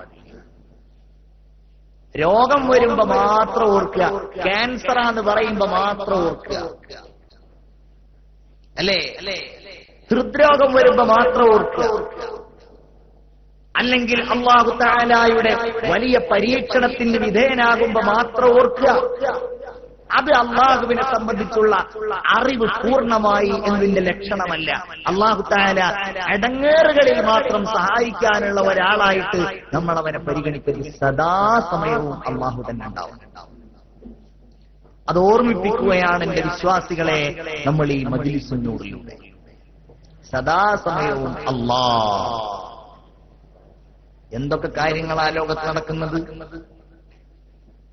അല്ലാഹു തആല ലോകത്തുള്ള മുഴുവൻ ജനങ്ങളെയും വിളിച്ചുകൊണ്ട് പറയുന്ന കാര്യവും അതാണ്. യാ അയ്യുഹന്നാസ്, അല്ലയോ ജനങ്ങളെ, മുസ്ലിങ്ങളെ മാത്രല്ല, ഏതെങ്കിലും നാട്ടുകാരെ മാത്രല്ല, അല്ലയോ ജനങ്ങളെ, അൻതുമുൽ ഫുഖറാഉ ഇലല്ലാഹ്. നോക്ക്, നിങ്ങളെല്ലാവരും അല്ലാഹുവിലേക്ക് ആവശ്യമുള്ളവരാണ്. നിങ്ങളെല്ലാവരും അല്ലാഹുവിലേക്ക് ഫഖീറായവരാണ്. നോക്കണം നിങ്ങൾ ആ ആയത്തിന്റെ ഒരു രൂപം. എന്താ ഫഖീർ എന്ന് പറഞ്ഞാൽ? ദരിദ്രൻ എന്നാണ് നമ്മൾ പറയുക. ആളുകളുടെ അടുക്കലേക്ക് അല്ലെങ്കിൽ നമ്മുടെ അടുക്കലേക്ക് ഒരാവശ്യവുമായിട്ട് വരുന്ന, നിങ്ങളുടെ അടുക്കലുള്ള എന്തെങ്കിലും എനിക്ക് തരണമെന്ന് കൈനീട്ടുന്ന ആളെയാണല്ലോ നമ്മൾ ഫഖീർ എന്ന് പറയുന്നത്. കൊടുക്കുന്നയാൾ മുതലാളിയാണ്, വാങ്ങുന്നയാൾ ഫഖീറാണ്. ഇനി അല്ലാഹു പറയുന്നത് നിങ്ങൾ കേൾക്കൂ, അൻതുമുൽ ഫുഖറാഉ ഇലല്ലാഹ്. അല്ലയോ ജനങ്ങളെ, നിങ്ങൾ എല്ലാവരും അല്ലാഹുവിലേക്ക് ആവശ്യമുള്ളവനാണ്. ആവശ്യമുള്ളവനാണെങ്കിൽ ആ ആവശ്യവുമായിട്ട് ചെല്ലുന്നയാള് ആവശ്യം പറയുമ്പോൾ അത് കൊടുക്കാൻ കഴിയണം അല്ലാഹു റബ്ബുൽ ഇസ്സത്തിന്. അല്ലാഹു അതും ആണ്. വല്ലാഹു ഹുവൽ ഗനിയുൽ ഹമീദ്. അല്ലാഹു തആല എല്ലാം കൊടുക്കാൻ കഴിയുന്ന ഗനിയാണ് എന്ന് അല്ലാഹു തആല സൂചിപ്പിക്കാൻ. ഇങ്ങനെയാണ് നമ്മൾ അല്ലാഹുവിന്റെ മുമ്പിൽ കൈനീട്ടുന്നത്. ഈ ഒരറിവ് അല്ലാഹുവിനെ സംബന്ധിച്ച് നമുക്ക് വേണം. നമ്മുടെ ദുആയിലൂടെ, ദിക്റിലൂടെ, ഇബാദത്തിലൂടെ നാം അല്ലാഹുവുമായി കൈവരിക്കേണ്ട ബന്ധവും അതാണ്. അല്ലാഹുവേ, നീ എല്ലാം തരാൻ കഴിവുള്ളവനാണ്. അല്ലാഹുവേ, നീ എല്ലാറ്റിന്റെയും മുകളിൽ നിൽക്കുന്നവനാണ്. ഞാനോ ഓരോരുത്തരും ആലോചിക്കൂ, നിങ്ങളോ? ഈ ചോദിക്കുന്ന ഞാനോ കേവലം ഒരാവശ്യക്കാരനല്ല, കേവലം ഒരു ഫഖീറല്ല. ആ ഫഖീറിൽ നിന്നും എത്രയോ താഴ്ന്ന, നിന്റെ ഏറ്റവും നിസ്സാരക്കാരനായ ഒരടിമയാണ് ഞാനല്ലാഹ് എന്നുള്ള ചിന്തയിലേക്ക്, എന്നുള്ള മനസ്സിലേക്ക് പ്രിയപ്പെട്ടവരെ നമുക്ക് എത്താൻ കഴിയണം. അതാണ് നമ്മൾ ചെയ്യേണ്ടത്. ആർക്കാണ് അങ്ങനെ എത്താൻ കഴിഞ്ഞിട്ടുള്ളത്? ഞാനൊരു കാര്യം പറയാം. നമ്മളൊക്കെ ഇബാദത്ത് ചെയ്യുന്നവരാണ്. എല്ലാ കാര്യങ്ങളും ഇബാദത്താണ്. നിസ്കാര ഇബാദത്താണ് ഈ വന്നിരിക്കുന്നത്. എന്താണ് ഇബാദത്ത് കൊണ്ട് നമുക്കുണ്ടാകുന്ന നേട്ടങ്ങൾ? ഞാൻ പറയുന്നത് ശരിക്കും ശ്രദ്ധിക്കണം, പ്രത്യേകിച്ച് എന്റെ സഹോദരിമാർ. നമ്മളുടെ ഇബാദത്ത് എന്തോ ആവട്ടെ, ഏതായാലും അത് നമ്മളൊക്കെ ചെയ്താൽ നമുക്കുണ്ടാകുന്ന പല നേട്ടങ്ങളുണ്ട്. ഒരു നേട്ടം ഇബാദത്ത് കൊണ്ട് നമുക്ക് വലിയാകാം എന്നാണ്. ഇരിക്കുന്ന നമുക്ക് ആർക്കും, നിങ്ങളുടെ കൂട്ടത്തിൽ ഉണ്ടോന്ന് എനിക്കറിയില്ല, പറയുന്ന ആൾക്ക് ഏതായാലും കഴിഞ്ഞിട്ടില്ല, വലിയാവും. ഇബാദത്തോണ്ട് ചെയ്യാൻ കഴിയുന്ന ഒരു സംഗതിയാണ് അല്ലാഹുവിലേക്ക് ഭയങ്കരമായിട്ട് അടുക്കുക. വലിയ എന്ന് പറഞ്ഞാൽ രണ്ടർത്ഥമാണ് അതിനുള്ളത്. ഒന്ന്, അല്ലാഹുവിലേക്ക് അടുത്തയാള്. അറബി ഭാഷയിൽ വലായലി എന്ന് പറഞ്ഞാൽ അടുക്കുക എന്നർത്ഥം. വലായലി, വലിയ, അങ്ങനെയാണ് അതിന്റെ ആ ഒരു ഫിഅല്, അതിന്റെ ആ ഒരു ക്രിയ. അടുക്കുക, വലിയ, അല്ലാഹുവിലേക്ക് വളരെ അടുത്തയാൾ. രണ്ടാമത്തെ അർത്ഥം സഹായി, അതല്ലെങ്കിൽ ഏറ്റെടുത്തയാൾ, അതല്ലെങ്കിൽ രക്ഷിതാവ്. അതൊക്കെ ഒരേ അർത്ഥങ്ങളാണ്. രക്ഷിതാവ്, കല്യാണം കഴിക്കുമ്പോ അതിനൊരു കോളം തന്നെ ഉണ്ടാവും, വലിയ എന്ന് പറഞ്ഞാൽ രക്ഷിതാവ്. അത് അല്ലാഹു ആകുമ്പോ കാര്യങ്ങളൊക്കെ ഏറ്റെടുത്ത് രക്ഷിതാവ്, അതല്ലെങ്കിൽ സഹായിക്കുന്നയാൾ. ഇതാണ് ഇബാദത്ത് ചെയ്ത് ചെയ്ത് ചെയ്ത് അല്ലാഹു വലിയുല്ലദീന ആമനു. അല്ലാഹു തആല ഇങ്ങോട്ട് രക്ഷാകർതൃത്വം അങ്ങോട്ട് ഏറ്റെടുക്കും. അല്ലാഹു തആല ഇങ്ങോട്ട് സഹായം അങ്ങോട്ട് ഏറ്റെടുക്കും. അല്ലെങ്കിൽ ഇബാദത്ത് ചെയ്ത് ചെയ്ത് ചെയ്ത് ഈ ഇബാദത്ത് ചെയ്യുന്ന ആൾ അല്ലാഹുവുമായിട്ട് അങ്ങ് അടുക്കും. നമ്മളെയാണ് വലിയ എന്ന് പറയും, അല്ലെങ്കിൽ ഔലിയാണെന്ന് പറയും. അയാൾക്ക് അള്ളാഹുവിനെ കുറിച്ച് അറിയാം, പടച്ചോനായിട്ട് വലിയ അടുപ്പുണ്ട്. നമ്മൾ ചോദിക്കുന്നത് പടച്ച തമ്പുരാൻ കേൾക്കുന്നതിനേക്കാളും നന്നായിട്ട് ആ വലിയ പറഞ്ഞാൽ കേൾക്കും. അതുകൊണ്ട് നമ്മൾ വലിയന്റെ അടുക്കൽ പോകും. നിങ്ങൾ ദ്വാരക്കണം, മൂപ്പർക്ക് ഒരു കാര്യം മന്ത്രിച്ചാൽ അത് ശരിയാകും. അതാണ് വലിയ. അതിനാണ് നമ്മൾ അവരെ സമീപിക്കുന്നത്. അല്ലാതെ എന്താ പോരാ സമീപിച്ചത് കാര്യം? ഈ ചോദ്യത്തിന് പ്രസക്തിയില്ല. അല്ലെങ്കിൽ വേറൊരു തസ്തികയാണ്. ഒരുപാട് വിശദീകരിക്കേണ്ട സംഗതികളാണ്. അല്ലെങ്കിൽ ഇബാദത്ത് കൊണ്ട് നമുക്ക് നേടാൻ കഴിയുന്ന ഒന്നാണ് മഅരിഫത്ത് എന്ന് പറയുന്നത്. ശ്രദ്ധിക്കണേ, മഅരിഫത്ത് എന്ന് പറഞ്ഞാൽ അറിവ്. ആ അറിവ് നേടിയ ആളുകളെ നമ്മൾ ആരിഫ് എന്ന് പറയും. പാതിലൊക്കെ കേൾക്കാറുണ്ട്, ബഹുമാനപ്പെട്ട ഒരു വലിയ ആരിഫായിരുന്നു എന്ന് പറഞ്ഞാൽ അറിവുള്ളയാളായിരുന്നു. അള്ളാഹുവിനെ അറിയാം എന്നല്ല, അള്ളാഹുവിനെ പരിചയപ്പെടുക എന്നല്ല. അറിവ് പരിചയം രണ്ടും രണ്ടാണ്. നിങ്ങൾ കേൾക്കുന്നുണ്ടോ? ഒരാളെ അറിയാം എന്ന് പറയുന്നതും ഒരാളെ പരിചയമുണ്ട് എന്ന് പറയുന്നതും രണ്ടും രണ്ടാണ്. ഉദാഹരണമായിട്ട് ഉമ്മൻചാണ്ടിയെ നിങ്ങൾക്കെല്ലാവർക്കും അറിയാം ഇല്ലേ? ആരാണ്? കേരളത്തിന്റെ മുഖ്യമന്ത്രിയാണ്, എല്ലാവർക്കും അറിയാം. പക്ഷെ ഉമ്മൻചാണ്ടിയെ നിങ്ങൾക്കാർക്കും പരിചയമുണ്ട് എന്ന് പറയാൻ എനിക്ക് കഴിയില്ല. കാരണം പരിചയമുണ്ടാവണമെങ്കിൽ ക്ലിപ്പ് ഹൗസിലേക്ക് നിങ്ങൾ കയറി ചെല്ലുമ്പോൾ ഉമ്മൻചാണ്ടി ആഹാ നിങ്ങൾ കോതപറമ്പ് നിന്റെ ആളാണല്ലേ എന്നൊക്കെ ചോദിച്ചിട്ട് അങ്ങോട്ട് സ്വീകരിച്ചിരുത്തിയിട്ട് നിങ്ങൾക്ക് വേണ്ടിയിട്ട് പ്രത്യേക ഫുഡ്, പ്രത്യേക കസേര, അവരുടെ അടുത്തന്നെ നിങ്ങൾ ഇരിക്കുക, അല്ലേ? അതാണ് പരിചയം. എന്നതുപോലെ അള്ളാഹുവുമായിട്ടുള്ള അറിവ് അതുണ്ട്. അതല്ല ഇബാദത്ത് ചെയ്ത് ചെയ്ത് ചെയ്ത് പരിചയം ആരിഫാവുക. അപ്പൊ അള്ളാഹു തആല നമ്മൾ സ്വീകരിക്കുന്നു, നമുക്ക് വേണ്ടത് നൽകുന്നു, നമ്മൾ എന്താ ചോദിക്കുന്നത് നൽകുന്നു. വേറെ ഒരാളുടെ കാര്യം പറയുമ്പോൾ അത് അള്ളാഹു തആല നമുക്ക് നൽകുന്നു. ഇതൊന്നും നമ്മളെത്താൻ വലിയ പ്രയാസമുള്ള തസ്തികയാണ്. എന്നാൽ ഏതൊരാൾക്കും എത്തിപ്പിടിക്കാൻ ഏറ്റവും എളുപ്പമുള്ള തസ്തികയാണ് അള്ളാഹുവിന്റെ അബ്ദായിട്ട് നമ്മൾ മാറുക. അടിമ. അബ്ദു എന്ന് പറഞ്ഞാൽ അടിമ. പേരിലൊക്കെ ഉണ്ടാവും അബ്ദുല്ലാഹ്, അബ്ദുറഹ്മാൻ, അബ്ദുസ്സലാം. പേരിൽ മാത്രമല്ല, ജീവിതത്തിൽ അടിമയായിട്ട് മാറും. നമ്മൾ കേൾക്കുന്നതൊന്നും അടിമ എന്ന് പറഞ്ഞാൽ അതൊരു മോശ ഏർപ്പാടാണ്. നമ്മൾ അള്ളാന്റെ അടിമ എന്ന് പറഞ്ഞാൽ അതൊരു ചീപ്പ് ഏർപ്പാടാന്ന് തോന്നും. ഏതാനും വർഷങ്ങൾക്ക് മുമ്പ് കേരളത്തിലെ ഒരു എന്താ അവനെ പറയേണ്ടതെന്ന് എനിക്കറിയില്ല, അവൻ ക്രിസ്ത്യാനിറ്റിയിലേക്ക് മതം മാറിയിട്ട് അവനൊരു പ്രഭാഷണമൊക്കെ നടത്തി. ഒരു ഫാദർ. ആ പ്രഭാഷണം അങ്ങനെ നമ്മളുടെ ആളുകളൊക്കെ കണ്ട്, മൊബൈൽ ഫോണിലൊക്കെ കണ്ട്, നിങ്ങളാരും കണ്ടിട്ടുണ്ടാവില്ല എന്ന് എനിക്കറിയാം. എന്നാലും അയാളുടെ പ്രഭാഷണം കണ്ട് കുറെ ആൾക്ക് ഭയങ്കര സംശയമൊക്കെ. ഇതിന്റെ കാര്യമാണല്ലോ, ഒരാൾ വേറൊരാളൊരു ദീനല്ലാത്തൊരു കാര്യം പറയുമ്പോഴേക്ക് പെട്ടെന്ന് സംശയിച്ചു പോകും. നമ്മളുടെ ഈമാന്റെ ഒരു ഉറപ്പാണത്. അങ്ങനെ സംശയിച്ച് ഇയാൾ പറയുന്ന ഭയങ്കര ഒരു കാര്യം എന്താണെന്നറിയോ? ഇസ്ലാമിൽ നിന്ന് ഞാൻ ക്രിസ്ത്യാനിറ്റിയിലേക്ക് മതം മാറാനുള്ള ഒരുപാട് കാരണങ്ങൾ മഹാനുഭാവൻ പറഞ്ഞിട്ട് അവസാനം പറയുന്ന ഒരു കാര്യം എന്താന്ന് വെച്ചിട്ടുണ്ടെങ്കിൽ, ഇസ്ലാമിൽ അള്ളാഹു എന്ന് പറയുന്ന ദൈവം ഉടമയും സൃഷ്ടികളെല്ലാവരും അവന്റെ അടിമകളുമാണ്. ഈ കൺസെപ്റ്റ് എനിക്ക് ഉൾക്കൊള്ളാൻ കഴിയുന്നില്ല. അടിമയായിട്ട് അത് പറ്റൂല. എന്താ എല്ലാവരും സ്വതന്ത്രരല്ലേ? എന്നാൽ തറപ്പിച്ച് ഉറപ്പിച്ച് നമുക്ക് പറയാൻ കഴിയുന്ന ഒരു സംഗതി എന്താണ്? ജീവിതത്തിന്റെ വിജയം എന്ന് പറയുന്നു. ഒരു മുഅ്മിനായ മനുഷ്യൻ അല്ലാഹുവിന്റെ അടുക്കൽ വിജയിച്ചു എന്ന് പറയണമെങ്കിൽ അവൻ പൂർണ്ണ മനസ്സോടെ അല്ലാഹുവിന്റെ അടിമയാണ് എന്ന് സമ്മതിക്കണം. അത് ബാക്കിയുള്ളവർ സമ്മതിക്കുന്ന ഒരു സമയമുണ്ട്. അതെപ്പോഴാണെന്നറിയോ? സുന്നിയായ ഒരാൾ മരിച്ചിട്ടാണെങ്കിൽ ആ മനുഷ്യന്റെ അടുക്കൽ പോയിട്ട് അല്ലെ തൽഖീനും തസ്ബീത്തും ചൊല്ലുന്ന ഒരു ഏർപ്പാട്. അല്ലാഹുമ്മ സബ്ബിത്ഹു ഇൻദ സുആൽ, അല്ലാഹുമ്മ അൽഹിംഹുൽ ജവാബ്. അതൊക്കെ കഴിഞ്ഞിട്ട് അവിടെ തൽഖീൻ ചൊല്ലിക്കൊടുക്കുമ്പോൾ പറയും യാ അബ്ദല്ലാഹ്, അല്ലെ അള്ളാന്റെ അടിമേന്ന്. അത് കേൾക്കുമ്പോ ഈ തൽഖീനിലൂടെ പറയപ്പെടുന്ന കാര്യം ആ മനുഷ്യന് ഓർമ്മയിൽ വരണമെങ്കിൽ ഇവൻ ദുനിയാവിൽ നിന്ന് ഈ ഉബൂദിയത്തിനെ, ഈ അടിമത്തത്തെ സ്ഥാപിച്ചെടുക്കണം.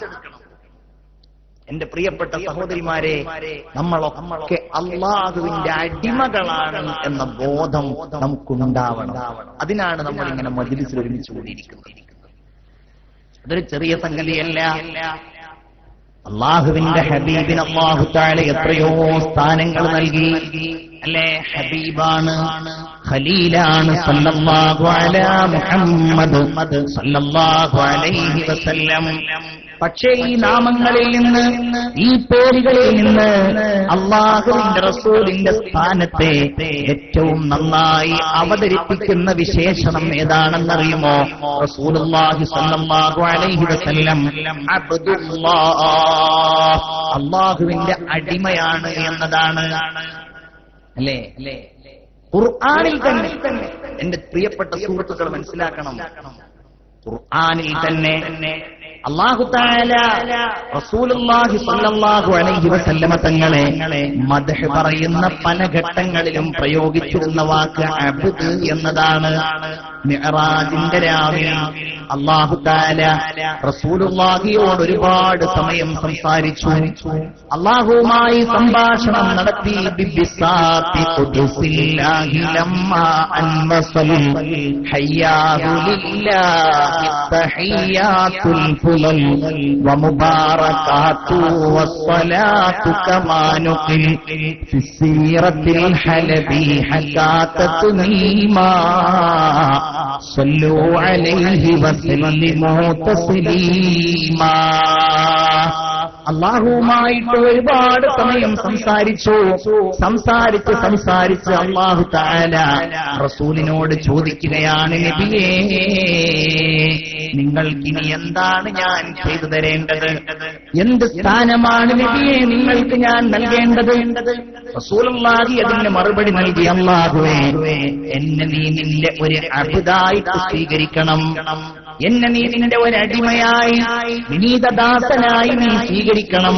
അല്ലാഹു പറഞ്ഞു, അതേ നബിയേ, നിങ്ങളെ എന്റെ ഒരു അടിമയായി ഞാൻ സ്വീകരിച്ചിരിക്കുന്നു. അതിനപ്പുറം ഒരു സ്ഥാനം റസൂലുള്ള തനിക്ക് കാണുന്നില്ല. നോക്കൂ നിങ്ങൾ, അവിടുത്തെ വഫാത്തിനോടടുത്ത വേളയാണ്. അവിടുന്ന് ഈ ലോകത്തോട് വിട പറയാൻ പോവുകയാണ്. യൗമ അക്മൽതു ലക്കും ദീനക്കും വഅത്മംതു അലൈക്കും നിഅമതി. അല്ലാഹുവിന്റെ ദീനിദാ നിങ്ങൾക്ക് പൂർത്തിയായി തന്നിരിക്കുന്നു എന്ന വാചകം ഇറങ്ങിയിട്ടുണ്ട്. ദീന് പൂർത്തിയായിട്ടുണ്ട്. ഇനി മുത്തുനബിക്ക് ദുനിയാവിൽ കൂടുതൽ ആയുഷ്കാലമില്ല. അത് നേരെ സ്വഹാബികളോടങ്ങ് പറയാൻ ഹബീബായ റസൂലുള്ള തയ്യാറാകുന്നുമില്ല. അവസാന കാലഘട്ടത്തിലെ തന്റെ പ്രസംഗങ്ങളിലൂടെ റസൂലുള്ളാഹി സ്വല്ലല്ലാഹു അലൈഹി വസല്ലം നിരന്തരമായി തന്റെ അനുയായികളെ ബോധ്യപ്പെടുത്തുന്ന ഒരു കാര്യമുണ്ടായിരുന്നു. ഖയ്യറനി റബ്ബി, എന്റെ രക്ഷിതാവായ അല്ലാഹു തആല എനിക്ക് ചോയ്സ് നൽകിയിരിക്കുന്നു. എനിക്ക് ഇഷ്ടമുള്ളത് തിരഞ്ഞെടുക്കാനുള്ള അവസരം അല്ലാഹു തആല നൽകിയിരിക്കുന്നു. ഏത് വിഷയത്തെ? അൻ അകൂന അബ്ദൻ അൻ അകൂന മലിക്കൻ നബിയാ ഔ അബ്ദൻ നബിയാ. ഒന്നുകിൽ എനിക്ക് ദുനിയാവിലെ എല്ലാ അധികാരങ്ങളും കയ്യിലുള്ള ഒരു രാജാവായി ജീവിക്കാം, ആ രാജാവും നബിയുമായിട്ട് മാറാം. നബി പറയാണ്, എനിക്ക് അല്ലാഹു റബ്ബുൽ ഇസ്സത്ത് രണ്ടവസരം നൽകി. ഒന്നുകിൽ എനിക്ക് ഈ ദുനിയാവിലെ ഒരു ഭരണാധികാരിയായി, ഒരു നബിയായി എല്ലാ സുഖങ്ങളും അനുഭവിക്കുന്ന ഒരാളായിട്ട് ജീവിക്കാം. അതല്ലെങ്കിലോ ഔ അൻ അകൂന അബ്ദൻ നബിയാ, അതല്ലെങ്കിൽ അല്ലാഹുവിന്റെ ഒരു അടിമയായ നബിയായിട്ട് എനിക്ക് ജീവിക്കാം.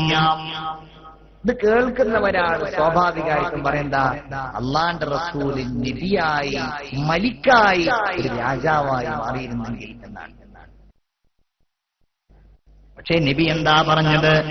ഫഖ്തർതു അൻ അകൂന അബ്ദൻ നബിയാ, അല്ലാഹുവിന്റെ ഒരു വിനീതനായ അടിമയാകാൻ. അല്ലാഹു അങ്ങനെ ഒരു മനസ്സ് നമുക്കും നൽകട്ടെ. മനസ്സറിഞ്ഞാമീൻ പറയാം, അല്ലാഹു നമുക്ക് നൽകട്ടെ.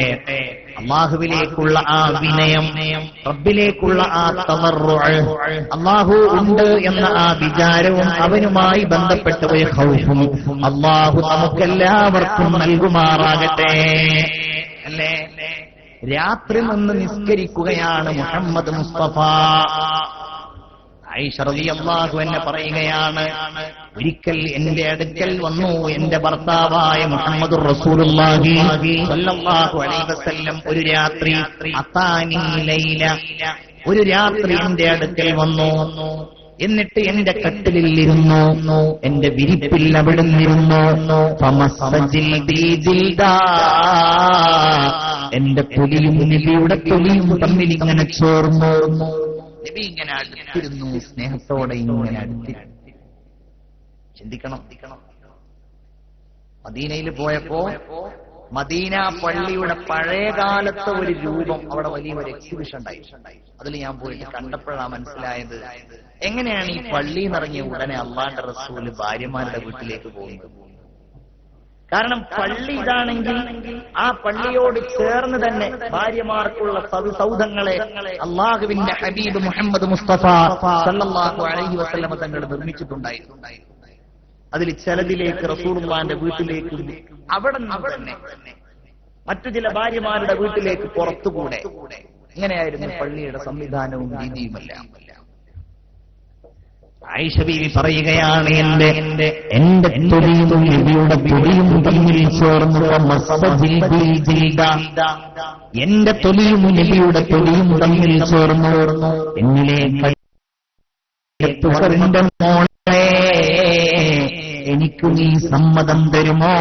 അൻ അഅ്ബുദ ലിറബ്ബി, ഞാൻ കുറച്ചു സമയം എന്റെ റബ്ബിനെ ഇബാദത്ത് ചെയ്യട്ടെ, ഞാൻ കുറച്ചു സമയം അല്ലാഹുവിനെ ആരാധിക്കട്ടെ. ആയിഷ ബീവി പറയുകയാണ്, ഭർത്താവായ എന്റെ ഹബീബിന് ഞാൻ സമ്മതം കൊടുത്തു. അവിടുന്ന് പള്ളിയിലേക്ക് പോയി. പള്ളിയിൽ പോയിട്ട് അവിടുന്ന് ഇബാദത്ത് ചെയ്യാൻ തുടങ്ങി, അവിടുന്ന് നിസ്കരിക്കാൻ തുടങ്ങി. ഞാൻ അവിടുത്തെ നിസ്കാരത്തെ ശ്രദ്ധിച്ചു. എന്റെ പ്രിയപ്പെട്ട ഹബീബ് നിസ്കരിക്കുകയാണ്. നിസ്കരിച്ച് അവിടുന്ന് കരഞ്ഞു. അവിടുത്തെ കവിൾത്തടങ്ങളിലൂടെ കണ്ണീര് ചാലിട്ടൊഴുകുന്നത് ഞാൻ കണ്ടു. റുകൂഇൽ പോയി കണ്ണീരൊഴുക്കി അവിടുന്ന് റുകൂഅ് ചെയ്തു. സുജൂദിലും ഇഅ്തിദാലിലും അവിടുന്ന് കരഞ്ഞു. സുബ്ഹിയോടടുത്ത് എന്റെ കട്ടിലേക്ക് വന്നപ്പോ ഞാൻ അവിടുന്ന് ചോദിച്ചു, എന്റെ പ്രിയപ്പെട്ട നബിയേ, എന്തിനാണ് ഇങ്ങനെ ഇബാദത്ത് ചെയ്യുന്നത്? വഖദ് ഗഫറല്ലാഹു ലക മാ തഖദ്ദമ മിൻ ദംബിക വമാ തഅഖറ. അങ്ങയുടെ ജീവിതത്തിൽ എന്തെങ്കിലും ഉണ്ടായാൽ അത് മുഴുവൻ അല്ലാഹു പുറത്തു തന്നിട്ടുണ്ടല്ലോ. വല്ലതും ഉണ്ടെങ്കിൽ അതും അല്ലാഹു പുറത്തിട്ടുണ്ടല്ലോ. പിന്നെ എന്തിനാണ് നബിയേ നിങ്ങൾ ഇങ്ങനെ കഷ്ടപ്പെട്ട് ഇബാദത്ത് ചെയ്യുന്നത് എന്ന് ചോദിച്ചപ്പോൾ അതിന് പറഞ്ഞ മറുപടി. അതാണ് നമ്മൾ ചിന്തിക്കേണ്ടത്. അല്ലാഹുവിന്റെ റസൂൽ എന്ന് പറഞ്ഞാൽ രാത്രി നിസ്കാരത്തിന്റെ ഏറ്റവും വലിയ ഉപാസകനായിരുന്നു ഹബീബായ മുഹമ്മദ് മുസ്തഫ.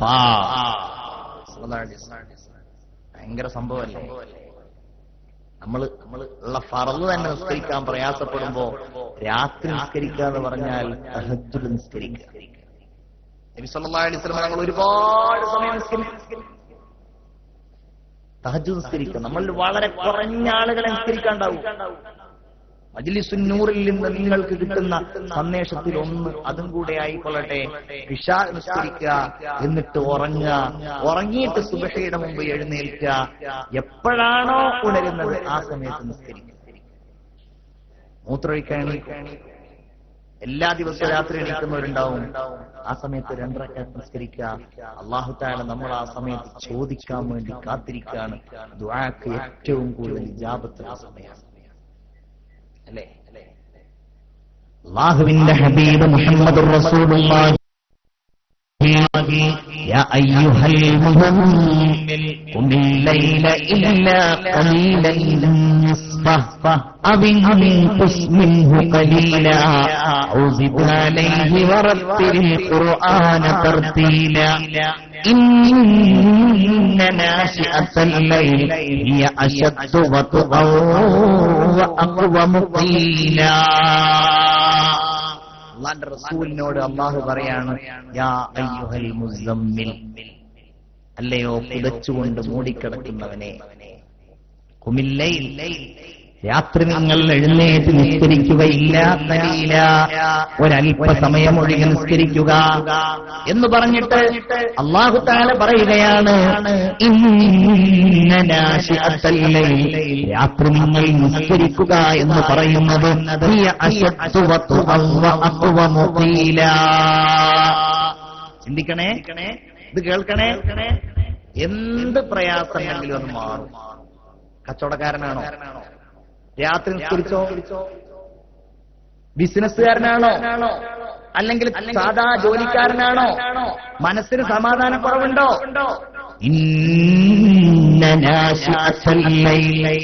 രാത്രി നിങ്ങൾ നിസ്കരിക്കുക എന്ന് പറയുന്നത് എന്താ അതിന്റെ പ്രത്യേകത?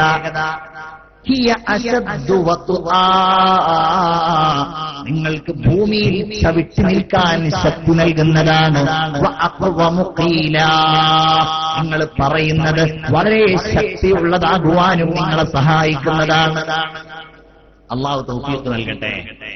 നിങ്ങൾ ആമീൻ പറയാം. അല്ലാഹു തൗഫീഖ് നൽകട്ടെ. വലിയ ഭാഗ്യാണ്, വലിയ ഭാഗ്യം. വിചാരണ തുടങ്ങാൻ അല്ലാഹുവിന്റെ റസൂൽ അല്ലാഹുവിനോട് പറയുമ്പോ അങ്ങനെ ഒരു സംഭവം, വിചാരണ തുടങ്ങാൻ അല്ലാഹു തആലയോട് ആവശ്യപ്പെടും, പടച്ചോനെ ഒന്ന് വിചാരണ തുടങ്ങിയിട്ടുണ്ടെങ്കിൽ സുജൂദിലൊക്കെ വീണ്ടും അല്ലാഹുവോട് പറയും. അല്ലാഹു റബ്ബുൽ ഇസ്സത്ത് ആ വിചാരണ തുടങ്ങുന്നതിന്റെ മുമ്പ് മലക്കുകൾ മുഖേന വിളിച്ചു പറയുകയാണ്, ഐനല്ലദീന തതജാഫാ ജുനൂബുഹും അനിൽ മളാജി. എവിടെയാണ് തഹജ്ജുദ് നിസ്കരിച്ചിരുന്ന ആളുകൾ? അല്ലേ സൂറത്തു സജ്ദയിൽ തതജാഫാ ജുനൂബുഹും അനിൽ മളാജി യദ്ഊന റബ്ബഹും ഖൗഫൻ വതമഅ വമിമ്മാ റസഖ്നാഹും യുൻഫിഖൂൻ. തതജാഫ അകന്നു പോകും, തതജാഫ അകന്നു പോകും, ജുനൂബുഹും അവരുടെ ശരീരത്തിന്റെ ഭാഗങ്ങൾ, അനിൽ മളാജി അവരുടെ കിടപ്പറകളെ. എന്ന് പറഞ്ഞാൽ കിടക്കുന്ന സമയത്ത് ആ കിടപ്പറകളിൽ നിന്ന് നിസ്കരിക്കാൻ വേണ്ടി അവർ എഴുന്നേൽക്കും. അങ്ങനെയുള്ള ആളുകൾ ഇവിടെ ഈ ഹദീസ് നിവേദനം ചെയ്യുന്നത് അസ്മാ റളിയല്ലാഹു അൻഹയാണ്. ബഹുമാനപ്പെട്ടവര് പറയുകയാണ്, അല്ലാഹുവിന്റെ റസൂല് പറഞ്ഞു, ആ സമയത്ത് തഹജ്ജുദ് നിസ്കരിച്ച എല്ലാവരും എഴുന്നേൽക്കും, പക്ഷേ വഹും ഇല്ലാ ഖലീൽ, അവര് കുറഞ്ഞ ആളുകളെ ഉണ്ടാവുകയുള്ളൂ. തഹജ്ജുദ് നിസ്കരിച്ച ആളുകൾ കൂടുതൽ ഉണ്ടാവുകയില്ല. അല്ലാഹു ആ വിഭാഗത്തിൽ നമ്മെ ഉൾപ്പെടുത്തുമാറാകട്ടെ. അല്ലാഹുവിന്റെ റസൂൽ അങ്ങനെ നിസ്കരിക്കുന്ന സമയത്താണ് ആയിഷ ബീവി ചോദിക്കുന്നത്, എന്തിനാ നിങ്ങൾ ഇത്ര ബുദ്ധിമുട്ട് നിസ്കരിക്കുന്നത്? അതിന് മറുപടി പറയുകയാണ് ആയിഷ, അഫലാ അകൂന അബ്ദൻ ശകൂറാ, എന്നെ അല്ലാഹു നബിയാക്കിയതിന്, എന്നെ അല്ലാഹു റസൂലാക്കിയതിന്, എന്നെ അല്ലാഹു ലോകത്തിന്റെ റഹ്മത്താക്കിയതിന്, എന്നെ അല്ലാഹു തആല ഖുർആൻ നൽകി ആദരിച്ചതിന് ഞാൻ അല്ലാഹുവിന് നന്ദി ചെയ്യുന്ന അബ്ദൻ ശകൂറാ, ഒരടിമയായി മാറണ്ടേ, ഒരടിമയായി മാറണ്ടേ. അതാ ചോദിക്കാം. ഇനിയും ഖുർആൻ പറയാണെങ്കിൽ ഒരുപാട് പറയാനുണ്ട്. ഇസ്രാഇനെ അല്ലാഹു തആല പറയുമ്പോ രാത്രി പ്രയാണം നടത്തിയ ഇസ്രാ മിഅ്റാജ് സംഭവത്തിലെ ഇസ്രാഇനെ അല്ലാഹു തആല പറയുമ്പോ സുബ്ഹാനല്ലദീ അസ്റാ ബിഅബ്ദി, തന്റെ അടിമയായ മുഹമ്മദ് നബിക്ക് അല്ലാഹു തആല ഇസ്രാ നൽകിയിരിക്കുന്നു. അവനെത്ര മഹോന്നതനാണ്. സുബ്ഹാനല്ലദീ അസ്റാ ബിഅബ്ദിഹി ലൈലൻ മിനൽ മസ്ജിദിൽ ഹറാം ഇലൽ മസ്ജിദിൽ അഖ്സല്ലദീ ബാറക്നാ ഹൗലഹു لنريه من آياتنا إنه هو السميع البصير. കണ്ടില്ലേ? ഇസ്രാ പറയുമ്പോ സുബ്ഹാനല്ലദീ അസ്റാ ബിഅബ്ദി, അല്ലാഹുവിന്റെ ഹബീബ് അബ്ദാണ്, അടിമയാണ്. നബിയുടെ സ്വഭാവം അങ്ങനെയായിരുന്നു. നബിയുടെ മനസ്സങ്ങനെയായിരുന്നു. ഖുർആൻ ആരുടെ മേൽ ഇറങ്ങിയതാ പറയുന്നത്? അൽഹംദുലില്ലാഹില്ലദീ അൻസല അലാ അബ്ദിഹിൽ കിതാബ വലം യജ്അൽ ലഹു ഇവജാ ഖീമൻ ലിയുൻദിറ ബഅസൻ ശദീദൻ മിൻ ലദുൻ വയുബശ്ശിറൽ മുഅ്മിനീന അല്ലദീന യഅമലൂന സ്വാലിഹാത്തി അന്ന ലഹും അജ്റൻ ഹസനൻ മാഖിഹീന അബദാ. സൂറത്തുൽ കഹ്ഫ്. അൽഹംദുലില്ലാഹില്ലദീ അൻസല അലാ അബ്ദിഹി. എത്രയോ ഉദാഹരണം അല്ലേ?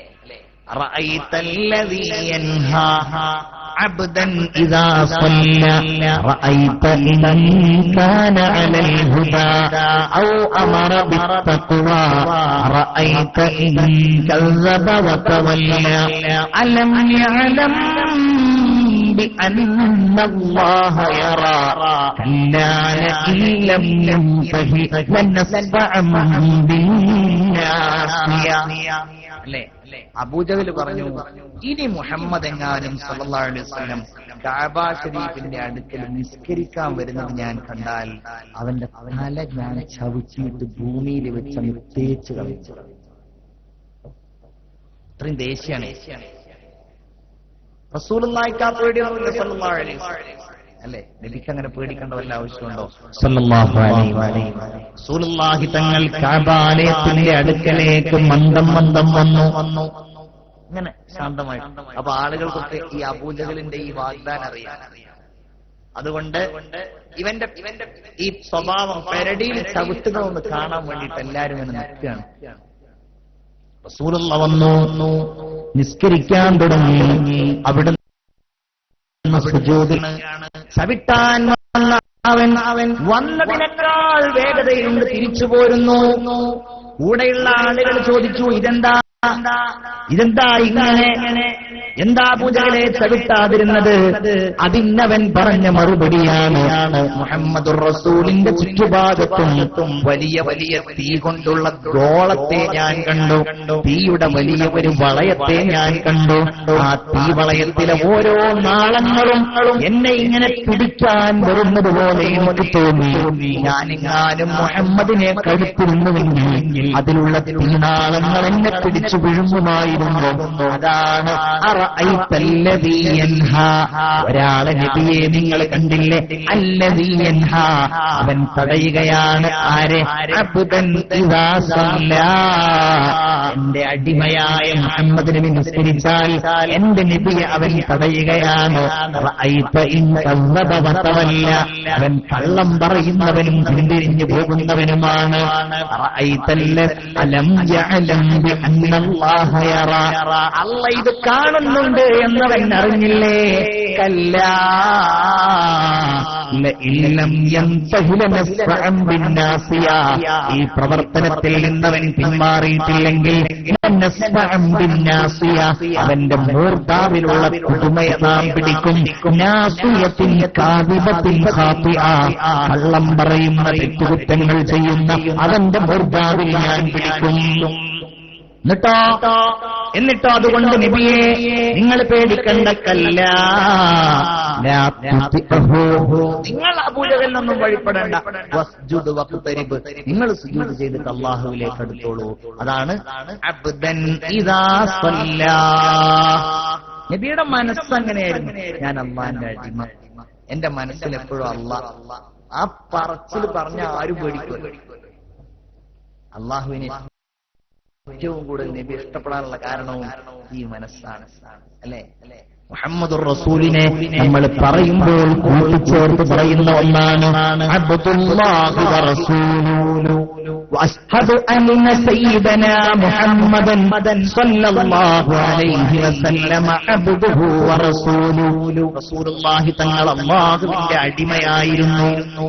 വിശ്വാസികളെ, ആ ഒരു മനസ്സ് നമ്മളും കൈവരിക്കും. അള്ളാഹു മനസ്സിലുണ്ടാവട്ടെ. അല്ലേ? പറയേണ്ട ആവശ്യമുണ്ടായിരുന്നു. എപ്പോഴും കേൾക്കുന്നൊരു കഥയുണ്ട്. അള്ളാഹുവിന്റെ റസൂല് സൂറത്തുൽ മാഇദയിലെ ഒരായത്ത് എങ്ങനെയാണ്? യാ അയ്യുഹല്ലദീന ആമനൂ ഖുറൂ നിഅമതിയല്ലതീ അൻഅംതു അലൈക്കും. അല്ലയോ സത്യവിശ്വാസികളെ, അല്ലാഹു നിങ്ങൾക്ക് ചെയ്തു തന്ന അനുഗ്രഹങ്ങളെ നിങ്ങൾ ഓർക്കണം. ഏതാണ് അനുഗ്രഹം? ഇദ് ഹമ്മ ഖൗമുൻ അൻ യബ്സുതു ഇലൈക്കും ഐദിയഹും. ഒരു വിഭാഗം ആളുകൾ നിങ്ങളെ നശിപ്പിക്കാൻ വേണ്ടിയിട്ട് അവരുടെ കൈകളെ അവർ വിശാലമാക്കിയപ്പോൾ, ഇത് ഹമ്മ ഖൗമുൻ, കുറച്ച് ആൾക്കാർ കരുതി, അൻ യബ്സുതു ഐദിയഹും, നശിപ്പിക്കാൻ, നിങ്ങളെ നശിപ്പിക്കാൻ അവർ കരുതി. പക്ഷേ അല്ലാഹുവാണ് ആ കൈകളെ നിങ്ങളെ തൊട്ട് തട്ടിക്കളഞ്ഞു. ഈ ആയത്തിന്റെ വ്യാഖ്യാനത്തിൽ മഹാന്മാരായ മുഫസ്സിറുകൾ 3-4 സംഭവങ്ങൾ പറയുന്നു. പല ഘട്ടങ്ങളിലും നബിക്കും സഹാബികൾക്കും വന്ന ഒരുപാട് പ്രയാസങ്ങളെ അല്ലാഹു തആല തട്ടിക്കളഞ്ഞു. ശത്രുക്കൾ കൊല്ലാൻ വേണ്ടി റെഡിയായി, പക്ഷേ അല്ലാഹുവിന്റെ റസൂലിനൊന്നും ചെയ്യാൻ കഴിഞ്ഞില്ല. മുഫസ്സിറുകൾ ഉദ്ധരിക്കുന്ന ഒരു സംഭവം, റസൂലുള്ളാഹി തങ്ങളും സഹാബികളും സല്ലല്ലാഹു അലൈഹി വസല്ലം യുദ്ധം കഴിഞ്ഞ് തിരിച്ചു വരുമ്പോൾ ഒരു സ്ഥലത്ത് വിശ്രമിക്കാൻ അല്ലേ. എന്റെ ഉമ്മ എനിക്ക് ചെറുപ്പത്തിൽ പഠിപ്പിച്ചു തന്നിരുന്ന ഒരു പാട്ടിലതുണ്ടായിരുന്നു. തിരുനബി സഹബരുമൊരു യുദ്ധം കഴിഞ്ഞു കൊണ്ടേ തിരികെ പോന്നിടുനേരമൊരു ദിക്കിലിറങ്ങി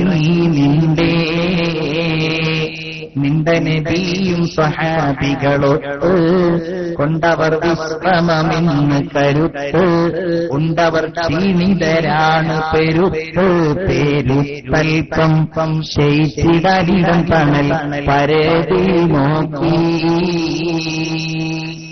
എനിക്ക് മദ്രസയിലും സ്കൂളിൽ ഞാൻ പഠിച്ചിരുന്ന കാലത്തുള്ള യുവജനോത്സവത്തിലും പാടാൻ വേണ്ടി എന്റെ പ്രിയപ്പെട്ട ഉമ്മ എനിക്ക് പഠിപ്പിച്ച ഒരു പാട്ടാണ്. അല്ലാഹു അവർക്ക് ദീർഘായുസ് നൽകുമാറാകട്ടെ. അത് ഈ സംഭവമാണ്. എന്താ?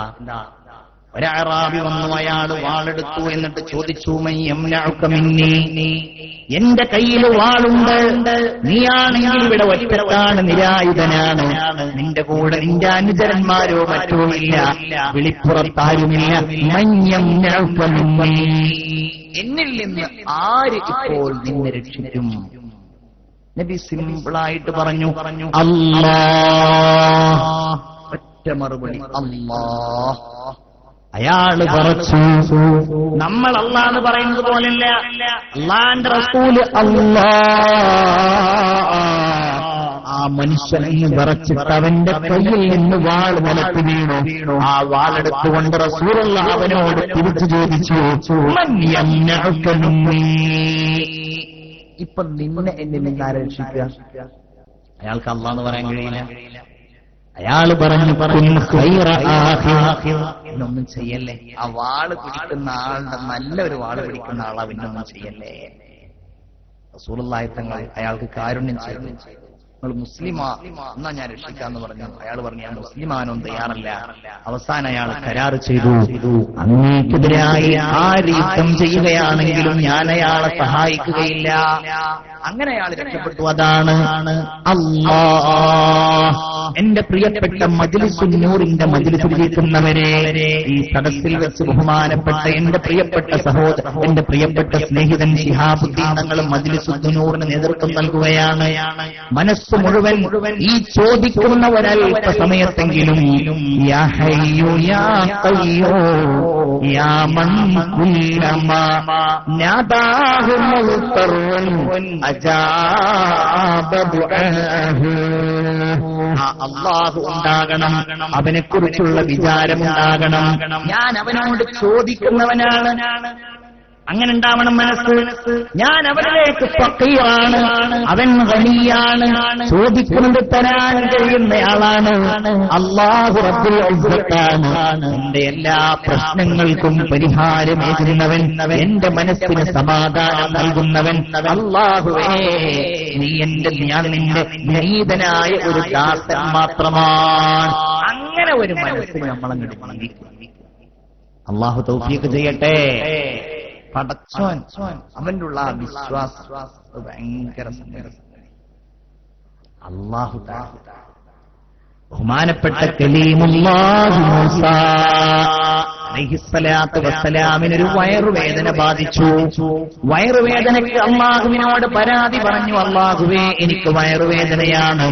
അല്ലാഹു പറഞ്ഞു, മൂസാ സീനാമരുഭൂമിയുടെ ഇന്നാടിന്റെ ഭാഗത്ത് ചെന്നാൽ ഒരു മരുന്നൊരു ചെടി നിനക്ക് കാണാൻ കഴിയും. ആ ചെടി നീ എടുക്കണം, അത് നീ പിഴിയണം, എന്നിട്ടതിൽ നിന്ന് നീ ചാറെടുക്കണം, അത് നീ കുടിക്കണം. നിന്റെ എല്ലാ അസുഖങ്ങളും മാറും മൂസാ. മൂസാ നബി ആ മരുന്ന് എടുക്കാൻ പോയി. മൂസാ നബി അലൈഹിസ്സലാത്തു വസ്സലാം മരുന്നെടുത്തു, അത് കുടിച്ചു, വയറുവേദന മാറി. കുറെ കാലം കഴിഞ്ഞപ്പോ മൂസാ നബിക്ക് രണ്ടാമതും വയറുവേദന. പാരസെറ്റമോൾ വീട്ടിൽ കൊണ്ടുവന്ന് വെച്ചിട്ടുണ്ട്, അതുകൊണ്ട് ഇനിയിപ്പോ ഡോക്ടറെ അടുത്ത് പോകുന്ന ഓട്ടോ കാശും ഡോക്ടറുടെ ഫീസൊന്നും കൊടുക്കണ്ട, നമ്മൾ തന്നെയാ അല്ലാഹ്. മൂസാ നബി അതാണ് തീരുമാനിച്ചു. നേരത്തെ ആ മരുന്നുണ്ടല്ലോ പരിചയമുള്ളത്, അത് പോയി, അതെടുത്തു, അത് പിഴിഞ്ഞു, ചാറാക്കി കുടിച്ചു, വയറുവേദന മാറി. രണ്ടാം ദിവസവും മൂന്നാം ദിവസവും മൂസാ നബിയുടെ വയറുവേദന മാറി. ആരാള്? മൂസാ നബി അലൈഹിസ്സലാം. മൂസാ നബി ആരാ? അല്ലാഹു റബ്ബുൽ ഇസ്സത്ത് ഏറ്റവും കൂടുതൽ ഖുർആനിൽ പറഞ്ഞ ആളാണ് മൂസാ നബി. ഇജാബത്ത് കിട്ടിയതിന് തെളിവും പറഞ്ഞ ആളാണ്. അല്ല, ഇജാബത്ത് കിട്ടി, ഒരു രക്ഷയില്ല. ഫിറഔന്റെ നാട്ടിൽ നിന്ന് പോയിരിക്കുകയാണ് മദിയനിലേക്ക്, ശുഐബ് നബിയുടെ നാട്ടിലേക്ക്. മദിയനിൽ പോയി, ശുഐബ് നബിയുടെ നാട്ടിൽ പോയി അലൈഹിസ്സലാം. അവിടെ ഒരാളും പരിചയക്കാരില്ല. അവിടെ അങ്ങനെ നോക്കുമ്പോഴുണ്ട് രണ്ട് പെൺകുട്ടികൾ അവിടെ അങ്ങനെ കാത്തു നിൽക്കാണ് വെള്ളം എടുക്കാൻ വേണ്ടി. മൂസാ നബി അവർക്കൊരു ഹെൽപ്പ് ചെയ്ത് കൊടുത്തു. കണ്ടപ്പോ ഒരു വലിയ പാറക്കല്ല് അങ്ങോട്ട് പൊക്കി കൊടുത്തു. എന്നിട്ട് ആ ആൾക്കൂട്ടത്തിൽ നിന്ന് ഈ പെൺകുട്ടികൾ, അവരൊക്കെ ആണുങ്ങള് മനുഷ്യന്മാരെ തിരക്കുമ്പോ തിരക്കില്ലാത്ത ഒരു ഭാഗത്ത് ഇവർക്ക് വെള്ളം കൊടുക്കും. ഒരു സഹായം, ദുർബലകളായ പെൺകുട്ടികൾക്കുള്ള സഹായം, ഒരു നല്ല കാര്യം. എന്നിട്ട് നേരെ ഒരു മരത്തിന്റെ ചോട്ടിൽ നിന്നു. എന്നിട്ട് അല്ലാഹുവിനോടങ്ങ് ദുആ ചെയ്തു. ഖുർആൻ ആ സംഭവം പറയുന്നുണ്ട്. റബ്ബി ഇന്നി ലിമാ അൻസൽത ഇലയ്യ മിൻ ഖൈരിൻ ഫഖീർ. അല്ലാഹുവേ, എനിക്ക് നീ എന്തൊരു ഖൈറ് നൽകിയാലും പടച്ചോനെ, ഞാൻ ആ ഖൈറ് സ്വീകരിക്കാൻ റെഡിയാണ്. ഞാൻ അതിലേക്ക് ആവശ്യമുള്ള ആളാണ്. പടച്ചോൻ എന്നെ സഹായിക്കണേ. അല്ലേ?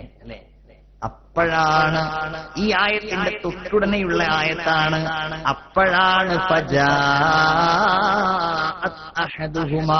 ആ പെൺകുട്ടികളിൽപ്പെട്ട രണ്ട് പെൺകുട്ടികളിൽപ്പെട്ട ഒരു പെൺകുട്ടി വന്നിട്ട്, ശുഐബ് നബിയുടെ മകളായ പെൺകുട്ടി വന്നിട്ട്, സഫൂറ ബീവി വന്നിട്ട്, നിങ്ങളെ ബാപ്പ് വിളിക്കുന്നുണ്ട് എന്ന് പറയുന്നു.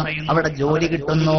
സഫൂറ ബീവി എന്ന സുന്ദരിയായ ശുഐബ് നബിയുടെ മകളെ മൂസാ നബിക്ക് കല്യാണം കഴിച്ചു കൊടുക്കുകയും ചെയ്യുന്നു. ഇങ്ങനെ കിട്ടിയ ആളാ സ്വയം ചികിത്സ. നബി ആയതുകൊണ്ട് അങ്ങനെ. അല്ലാഹു തആല രണ്ടാമത്തെ ദിവസവും മൂന്നാമത്തെ ദിവസവും വയറുവേദന മാറുന്നില്ല. അല്ലാഹുവേ, നാലാമത്തെ ദിവസം ചോദിക്കുകയാണ്, പടച്ചോനെ, എന്റെ വയറുവേദന മാറുന്നില്ലല്ലോ, ഞാൻ ഈ മരുന്നെമ്പാടും കുടിക്കുകയും ചെയ്തല്ലോ റബ്ബേ. അല്ലാഹു തആല മൂസാ നബി അലൈഹിസ്സലാമിനോട് പറഞ്ഞു, മൂസാ, നിന്റെ വയറുവേദന മാറാതിരിക്കുവാനുള്ള കാരണം എന്താണെന്നറിയോ? അന്ന് വയറുവേദന വന്നപ്പോ നീ ചികിത്സ തുടങ്ങിയത് എന്നിൽ നിന്നാണ്. ഇന്ന് നീ ചികിത്സ തുടങ്ങിയത് നിന്നിൽ നിന്നാണ്. അന്ന് നീ എന്നോട് ചോദിച്ചു, ഞാൻ റെഡിയാ. നീ സ്വന്തമല്ലേ? അതാണ് അല്ലാഹ്. അതിനാണ് നമ്മൾ ഇങ്ങനെ മജ്‌ലിസിൽ ഒരുമിച്ച് കൂടുന്നത്. അല്ലാഹു അല്ലെ, നബിമാർക്കതിൽ പ്രത്യേകമായിരിക്കുന്ന അള്ളാഹുവിന്റെ നിർദ്ദേശങ്ങൾ. നമ്മൾ ആ സ്ഥാനത്തിരുന്ന് അങ്ങനെ അത്രയും ഉയർച്ചയിലൊന്നും അല്ലെങ്കിലും ഈ ഇരിക്കുന്ന സമയത്തെങ്കിലും അല്ലാഹ് അവന്റെ മുമ്പിൽ കൈനീട്ടാണ് ബദരീങ്ങളെ തവസ്സുലാക്കി. ഒരല്പസമയമെങ്കിലും നമ്മൾ ഇരിക്കുമ്പോ ഇൻഷാ അല്ലാഹു റബ്ബുൽ ഇസ്സത്ത് പരിഹരിച്ചു തരാത്ത പ്രശ്നങ്ങളില്ല. അല്ലാഹു കാണാത്ത വേദനകളില്ല. അല്ലാഹു തആല ദുർബലരോടുകൂടെയാണ്. പാവങ്ങളെ അല്ലാഹു തആല സഹായിക്കുന്നവനാണ്. എത്രയെത്ര സഹായങ്ങൾ അല്ലാഹു നൽകിയിരിക്കുന്നു. പക്ഷെ ആ സഹായങ്ങൾക്ക് പിന്നിൽ നമ്മൾ അല്ലാഹുവിനെ വിളിക്കണം. യൂനുസ് നബി അലൈഹിസ്സലാം അല്ലാഹുവിന്റെ സമ്മതമില്ലാതെ നീനവായിൽ നിന്ന് പോന്നു. പടച്ചവനോട് സമ്മതം ചോദിച്ചില്ല. സൂറത്ത് യൂനുസ് എന്ന ഒരു അധ്യായം തന്നെ ഖുർആനിൽ അള്ളാഹിനോട് ചോദിച്ചല്ലോ, പടച്ചവൻ ഞാൻ പോട്ടെ. കുറെ കാലം നാട്ടുകാരോട് വഴന്നു പറഞ്ഞു, അവരാരും സ്വീകരിക്കുന്നില്ല, ഇവർ വിശ്വസിക്കുന്നില്ല. യാ അല്ലാഹ്, ദേഷ്യം പിടിച്ചിട്ട് മൂപ്പര് പോയി. അതാണ്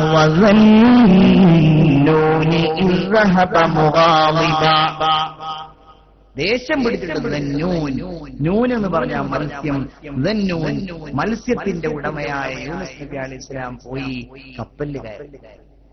കപ്പലിൽ വലിയ അംഗീകാരം കിട്ടി. കാറ്റും കോളുമില്ലാത്ത സന്ദർഭമാണ്. കപ്പല് മുന്നോട്ട് പോയപ്പോൾ കാറ്റും കോളും ഉണ്ടായി. കപ്പലാകെ ആടി ഉലയാൻ തുടങ്ങി. അവരുടെ കൂട്ടത്തിലുണ്ടായ ഒരു നല്ല മനുഷ്യൻ പറഞ്ഞു, നമ്മളുടെ കൂട്ടത്തിൽ യജമാനന്റെ സമ്മതമില്ലാതെ ഓടിപ്പോന്ന ഒരടിമയുണ്ട്.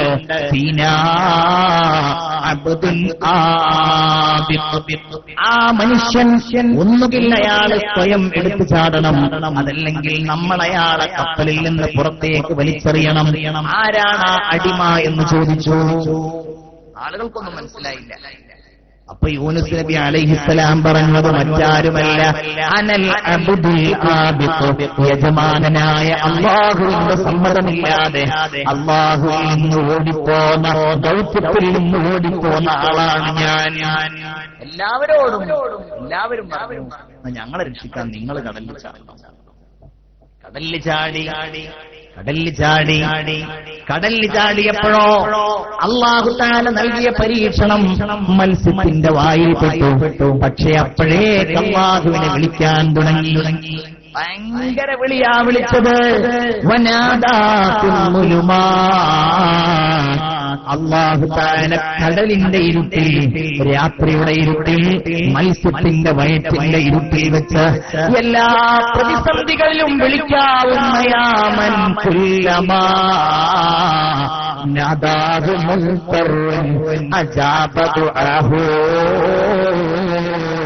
ഏത് പ്രതിസന്ധി വന്നാലും വിളിച്ചാൽ ഉത്തരം നൽകുന്ന അല്ലാഹുവിനെ യൂനുസ് നബി അലൈഹിസ്സലാം വിളിച്ചു. ലാ ഇലാഹ ഇല്ലാ അൻത സുബ്ഹാനക ഇന്നി കുൻതു മിനൽ ളാലിമീൻ. അല്ലാഹുവേ, നീയല്ലാതെ വല്ലാഹില്ല റബ്ബേ, ഇന്നി കുൻതു മിനൽ ളാലിമീൻ, ഞാൻ അക്രമികളിൽപ്പെട്ടവനാണ്. എന്റെ സമ്മതമില്ലാതെ ഞാൻ പുറത്തു പോന്നവനാണ് റബ്ബേ. അതുകൊണ്ട് എന്തുണ്ടായി? മത്സ്യം അങ്ങ് തുപ്പി, രക്ഷപ്പെട്ടില്ല. യൂനുസ് നബി അലൈഹിസ്സലാമിന്റെ പേരിൽ ഇന്നത്തെ ഇസ്രായേലിന്റെ തലസ്ഥാനമായ ടെൽ അവീവിലെ കടലിന്റെ മുനമ്പിൽ മസ്ജിദ് യൂനുസ് എന്ന് പറഞ്ഞൊരു പള്ളിയുണ്ട്. അവിടെയാണ് യൂനുസ് നബി അലൈഹി ഇസ്ലാമിനെ തുപ്പിയത്. അള്ളാഹനെ വിളിച്ചാൽ അവൻ കേൾക്കും. അള്ളാഹു നമ്മെ സഹായിക്കും. ആ ഒരു ഉബൂദിയത്തിന്റെ മനസ്സ് നമുക്ക് ഉണ്ടാക്കിയിട്ടുണ്ട്. പ്രവാചകന്മാരിൽ പ്രിയങ്കരനായ സയ്യിദുനാ യൂസുഫ് അലൈഹിസ്സലാം ഭയങ്കര സ്വപ്ന വ്യാഖ്യാതാവായിരുന്നു. ഖുർആൻ പറയുന്നു, ഭയങ്കര സ്വപ്നങ്ങളുടെ കഥകൾ ജയിലിലാണ്. കഥ അറിയാലോ. സ്വപ്നം വ്യാഖ്യാനം നടത്താൻ വേണ്ടി ജയിൽ പുള്ളികളിൽപ്പെട്ട രണ്ടാളുകൾ സ്വപ്നവുമായിട്ട് വന്നു. ഒരാള് കണ്ട സ്വപ്നം മറ്റൊന്നുമല്ല. ഒരാള് കണ്ട സ്വപ്നം, അയാള് വലിയ ഒരു കൊട്ടയിൽ ഇങ്ങനെ ഭക്ഷണം ചുമന്നു കൊണ്ടുപോകുന്നു. ആ കുട്ടയിൽ നിന്ന് കഴുകന്മാരും പക്ഷികളും ആ ഭക്ഷണം ഇങ്ങനെ പൊറുക്കിയെടുക്കുന്നു. 1 മണിക്കൂറാണ് സാജിദ് എനിക്ക് സമയം തന്നത്. ഇൻഷാ അല്ലാഹ് ഞാൻ അവസാനിപ്പിക്കാം. ഇതും കൂടെ പറഞ്ഞു. അയാൾ കണ്ട സ്വപ്നം. രണ്ടാമത്തെ ആള് കണ്ട സ്വപ്നമോ, അയാൾ കണ്ട സ്വപ്നം രാജാവിന് ഇങ്ങനെ കള്ള്, അതല്ലെങ്കിൽ ചഷകത്തിൽ ഇങ്ങനെ വെള്ളം ഒഴിച്ചു കൊടുക്കുന്ന സ്വപ്നാണ്. യൂസുഫ് നബി അലൈഹി ഇസ്ലാമിന്റെ അടുക്കൽ വന്നു ഈ ജയിൽ പുള്ളികള്. അവരോട് പറഞ്ഞു, ഒന്നാമത്തെ ആളോട് പറഞ്ഞു, നിങ്ങൾ ക്രൂശിക്കപ്പെടും, നിങ്ങളുടെ മരണം അടുത്തിരിക്കുന്നു. രണ്ടാമത്തെ ആളോട് പറഞ്ഞു, നിങ്ങൾ രക്ഷപ്പെടാൻ പോവാണ്, നിങ്ങൾ രാജാവിന്റെ സേവകനായി വീണ്ടും ചുമതലയേൽക്കാൻ പോവുകയാണ്. സ്വപ്ന വ്യാഖ്യാനം ഇതുപോലെ പുലർന്നു. രണ്ടാളുകളും പോയി. ഒന്നാമത്തെ ആളെ ക്രൂശിച്ചു, രണ്ടാമത്തെ ആളെ രാജാവ് പിടിച്ചു. അയാളെ രാജാവ് സേവകനായി വെച്ചു. രാജാവിന്റെ അടുക്കലേക്ക് രണ്ടാമത്തെ ആള് പോകുമ്പോ യൂസുഫ് എന്ന നബി, അള്ളാഹുവിന്റെ പ്രവാചകനായ യൂസുഫ് നബി പറയുകയാണ്, നിങ്ങൾ രാജാവിന്റെ അടുക്കലേക്ക് പോവുകയല്ലേ, ഞാൻ ഒരു നിരപരാധിയാണെന്ന് നിങ്ങൾ രാജാവിനോട് പറയണം, എന്നെ മോചിപ്പിക്കാൻ നിങ്ങൾ രാജാവിനോട് ആവശ്യപ്പെടണം. യൂസുഫ് നബിയെ സംബന്ധിച്ചിടത്തോളം ഒരു ഭയങ്കര പ്രശ്നമാണ്. ക്ഷമ അള്ളാന്റെ തീരുമാനം. പണ്ഡിതന്മാരും മുഫസ്സിറുകൾ പറയുന്നു, ഈ മനുഷ്യന് പിന്നെ അങ്ങനെ ഒരു മനുഷ്യനെ ഓർമ്മയില്ല, അയാളങ്ങ് മറന്നു. യൂസുഫ് നബി ഇവിടെ ജയിലിലുണ്ട് എന്നുള്ള കാര്യം അയാൾ മറന്നു. മറക്കുക എന്ന് പറഞ്ഞാൽ 1 or 2 കൊല്ലം മറന്ന് നമുക്ക് അഡ്ജസ്റ്റ് ചെയ്യാം. അയാൾ മറന്ന് എത്ര വർഷമാണെന്നറിയോ? 12 കൊല്ലം. 12 വാക്കുകളാണത്രേ ഇത് പറയാൻ യൂസുഫ് നബി അലൈഹിസ്സലാം ഉപയോഗിച്ചത്. അതുകൊണ്ട് 12 കൊല്ലങ്ങൾ പറഞ്ഞു. പിന്നെ രാജാവ് ഒരു സ്വപ്നം കണ്ടു. അതിനെ തുടർന്നാണ് യൂസുഫ് നബി അലൈഹിസ്സലാത്തു വസ്സലാമിനെ സംബന്ധിച്ച് രാജാവ് പറയുന്നത്, ഇതേ യൂസുഫ് നബിക്ക് ഈ രാജാധികാരം പിന്നീട് നൽകാനുള്ള കാരണം നൽകിയത് ആരാണ്? അല്ലാഹു. അതാണ് അള്ളാഹനെ വിളിച്ചാൽ അല്ലാഹു തആല യൂസുഫ് നബി അലൈഹിസ്സലാമിനെ രക്ഷിച്ചല്ലോ. അല്ലേ? സഹോദരന്മാര് വഞ്ചനയിലൂടെ പിതാവിൽ നിന്ന് വേർപെടുത്തിയിട്ട് കിണറ്റിലേക്ക് വലിച്ചെറിയാൻ കൊണ്ടുപോവുകയാണ്. കരഞ്ഞ് കാല് പിടിച്ച് ജ്യേഷ്ഠന്മാരോട് പറഞ്ഞു, ഞങ്ങളെ എന്നെ ഒന്നും ചെയ്യല്ലേ. കൈകാലുകൾ ബന്ധിച്ച് യൂസുഫ് നബി അവർ കിണറ്റിലേക്ക് വലിച്ചെറിയുകയാണ്. ഇനി രക്ഷയില്ലെന്ന് കണ്ടപ്പോ തന്റെ പിതാവായ യാക്കൂബ് നബി അലൈഹിസ്സലാം യൂസുഫ് നബിക്ക് പഠിപ്പിച്ചു കൊടുത്ത ഒരു ദിക്ർ ബഹുമാനപ്പെട്ടവർ ചൊല്ലുകയാണ്, യാ ഷാഹിദൻ ഗൈറ ഗായിബ് വയാ ഖരീബൻ ഗൈറ ബഈദ് വയാ ഗാലിബൻ ഗൈറ മഗ്ലൂബ് ഇജ്അൽനി ഇജ്അൽ ഫീ ഹാദൽ അംരി കിണറ്റിലേക്ക് ഇടുമ്പോ പിതാവ് പഠിപ്പിച്ചു കൊടുത്ത ദിക്ർ, യാ ഷാഹിദൻ ഗൈറ ഗായിബ്, ഒരിടത്തും അപ്രത്യക്ഷനാവാത്ത എല്ലായിടത്തുമുള്ള അല്ലാഹുവേ, വയാ ഖരീബൻ ഗൈറ ബഈദ്, ഒരിക്കലും വിദൂരത്തല്ലാത്ത എപ്പോഴും എന്നോടടുത്തിരിക്കുന്ന അല്ലാഹുവേ, വയാ ഗാലിബൻ ഗൈറ മഗ്ലൂബ്, ഒരാൾക്കും അതിജയിക്കാൻ കഴിയാത്ത എല്ലാവരെയും അതിജയിക്കുന്ന അല്ലാഹുവേ,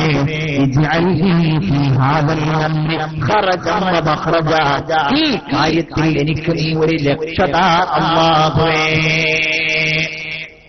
പിന്നീട് ജിബ്രീൽ അലൈഹിസ്സലാം യൂസുഫ് നബിയോട് പറഞ്ഞു, നിങ്ങൾ അത് വിളിക്കുന്ന സമയത്ത് ഞാൻ അർശിന്റെ മുകളിലായിരുന്നു, നിങ്ങൾ ആ ദുആ ചെയ്തപ്പോഴേക്ക് നിങ്ങൾ കിണറിലെത്തുന്നതിന്റെ മുമ്പേ ഞാൻ കിണറിലേക്ക് എത്തി. അതാണ് ചുരുക്കത്തിൽ അല്ലാഹ് ഈ മജ്ലിസ് അതിനു വേണ്ടിയിട്ടുള്ളതാണ്. ഇൻഷാ അല്ലാഹ് നമ്മൾ എല്ലാ മാസവും ഇങ്ങനെ കൂടുക, ഒരാളും ഒഴിവാകാതെ കൂടുക, ഇങ്ങനെ ഒരല്പസമയം വാഴ് പറയുക, അതിനുശേഷം ദുആ ചെയ്യുക, ദിക്റുകൾ ചൊല്ലുക. അല്ലാഹു എല്ലാ പ്രയാസങ്ങളും കാണുന്നവനാണ്. എല്ലാ കാര്യങ്ങളും ഇവിടെ നമ്മൾ സമർപ്പിക്കുക. ഒരല്പസമയം ഈമാനിന്റെ ശക്തിയിൽ നമ്മൾ ലയിച്ചിരിക്കുക. അല്ലാഹ് ആ വിചാരം നമ്മുടെ മനസ്സിലുണ്ടാവുക. പടച്ചവനെ പൂർണ്ണമായി ഹൃദയത്തിൽ ഉൾക്കൊണ്ട് മഹാന്മാരായ ബദരീങ്ങളെ തവസ്സുലാക്കിയിട്ട് നമ്മൾ ഈ സദസ്സിൽ നിൽക്കുക. ഇത് സംഘടനയുടെ ഒന്നാണെന്ന് കരുതണ്ട. അങ്ങനെ എല്ലാവരും അത് ദീനിന്റെ ഒരു കാര്യമാണ് എന്ന് കരുതിയിട്ട് ഈ കുട്ടികൾ സംഘടിപ്പിച്ച ഈ പരിപാടിയെ നമ്മളെല്ലാവരും മനസ്സറിഞ്ഞുകൊണ്ട് ഇതിലേക്ക് ചേർന്ന് നിൽക്കുക. അല്ലാഹു തആല തൗഫീഖ് നൽകുമാറാകട്ടെ. എന്റെ പ്രിയപ്പെട്ട സഹോദരന്മാരെ, ഞാൻ എന്റെ വാള അവസാനിപ്പിക്കാം. ബഹുമാനപ്പെട്ട സയ്യിദ് ശിഹാബുദ്ദീൻ തങ്ങൾ ബഹുമാനപ്പെട്ടവർ ദിക്റുകൾക്ക് നേതൃത്വം നൽകി ദുആ ചെയ്ത് ഇവിടെ അവസാനിപ്പിക്കും ഇൻഷാ അല്ലാഹ്. ഈ സദസ്സിൽ നമ്മൾ ഒരുപാട് കാര്യങ്ങൾ അല്ലാഹുവിനോട് ചോദിക്കാൻ പോകും. എല്ലാ ദുആകൾക്കും അല്ലാഹു തആല ഇജാബത്ത് തരും. കാരണം അത് അങ്ങനത്തെ ഒരു മജ്ലിസാണ്, വേറെ ലക്ഷ്യങ്ങളൊന്നുമില്ല. സാധാരണ കോതപറമ്പ് ഈ ഹാളില് ഞാൻ ഒരു 5 തവണ ഏറ്റവും ചുരുങ്ങിയത് ചുരുങ്ങിയത് ഇല്ലേ, ഒരു 5 തവണ ഏതായാലും. പക്ഷെ അന്നൊന്നും ഇവിടെ ഒരു ബക്കറ്റ് പിരിവോ വേറെ ഒന്നും എനിക്ക് ഓർമ്മയില്ല. ഇവിടെ ഉണ്ടായിട്ടില്ലേ? എന്റെ ഓർമ്മ ഉണ്ടായിട്ടുണ്ടോ? ഉണ്ടായിട്ടില്ല. ഇൻഷാ അല്ലാഹ് ആ പതിവ് നമ്മൾ ഇന്നൊന്ന് മാറ്റണം. അപ്പൊ ആ മാറ്റിയതിന് ഗുണമുണ്ടായിട്ടുണ്ട് നിങ്ങൾ എല്ലാവരും തെളിയിക്കണം. നല്ല ഒരു നിയത്ത് ചെയ്യും.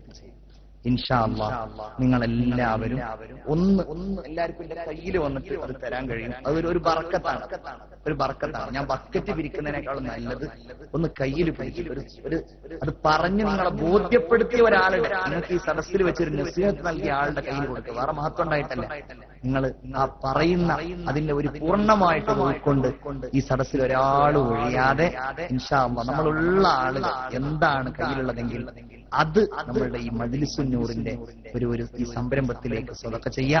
സഹോദരിമാരുടെ അടുക്കലേക്ക് ഇൻഷാ അല്ലാഹ് ഒരു ബക്കറ്റ് വരും. ആ സമയത്ത് അങ്ങോട്ട് സ്വലാത്ത് ചൊല്ലുക. അത് കഴിഞ്ഞിട്ട് നമ്മൾ അവസാനിപ്പിക്കും. തങ്ങൾ ദിക്ർ തുടങ്ങും.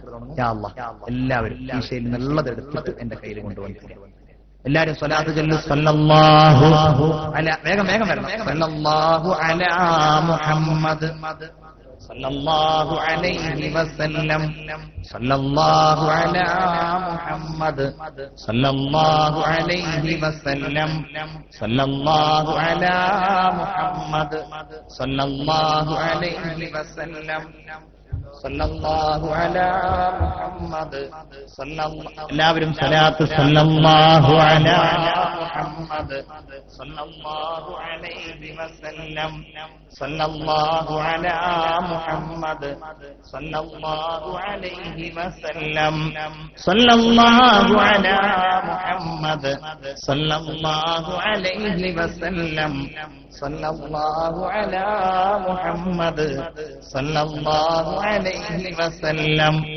നല്ല ഉദ്ദേശം മനസ്സിൽ വെച്ച് സല്ലല്ലാഹു അലാ മുഹമ്മദ് സല്ലല്ലാഹു അലൈഹി വസല്ലം സല്ലല്ലാഹു അലാ മുഹമ്മദ് സല്ലല്ലാഹു അലൈഹി വസല്ലം സല്ലല്ലാഹു അലാ മുഹമ്മദ് സല്ലല്ലാഹു അലൈഹി വസല്ലം സംഘാടകർ ആരും ഒഴിഞ്ഞു പോയത് ഉസ്താദ്മാര് വരെ തന്നിട്ടുണ്ട്. സല്ലല്ലാഹു അലാ മുഹമ്മദ് സല്ലല്ലാഹു അലൈഹി വസല്ലം സല്ലല്ലാഹു അലാ മുഹമ്മദ് അലൈഹി വസല്ലം സല്ലല്ലാഹു അലാ മുഹമ്മദ് സല്ലല്ലാഹു അലൈഹി വസല്ലം. അല്ലാഹുമ്മ സ്വല്ലി അലാ മുഹമ്മദ് യാ റബ്ബി സ്വല്ലി അലൈഹി വസല്ലം. ദുആ ചെയ്യുന്നില്ല, കാരണം ബഹുമാനപ്പെട്ട തങ്ങൾ ദുആ ചെയ്യും, ദിക്ർ ചൊല്ലും. എനിക്ക് നിങ്ങളുടെ ദുആ മജ്‌ലിസിൽ ഇരിക്കാൻ വലിയ ആഗ്രഹമുണ്ട്. പക്ഷെ രാവിലെ ക്ലാസ് ഉള്ളതാണല്ലോ, അതുകൊണ്ട് ഞാൻ നേരത്തെ സമ്മതം ചോദിച്ചിട്ടുണ്ട്. ഞാൻ എന്റെ വയല് കഴിഞ്ഞാൽ നിങ്ങളെ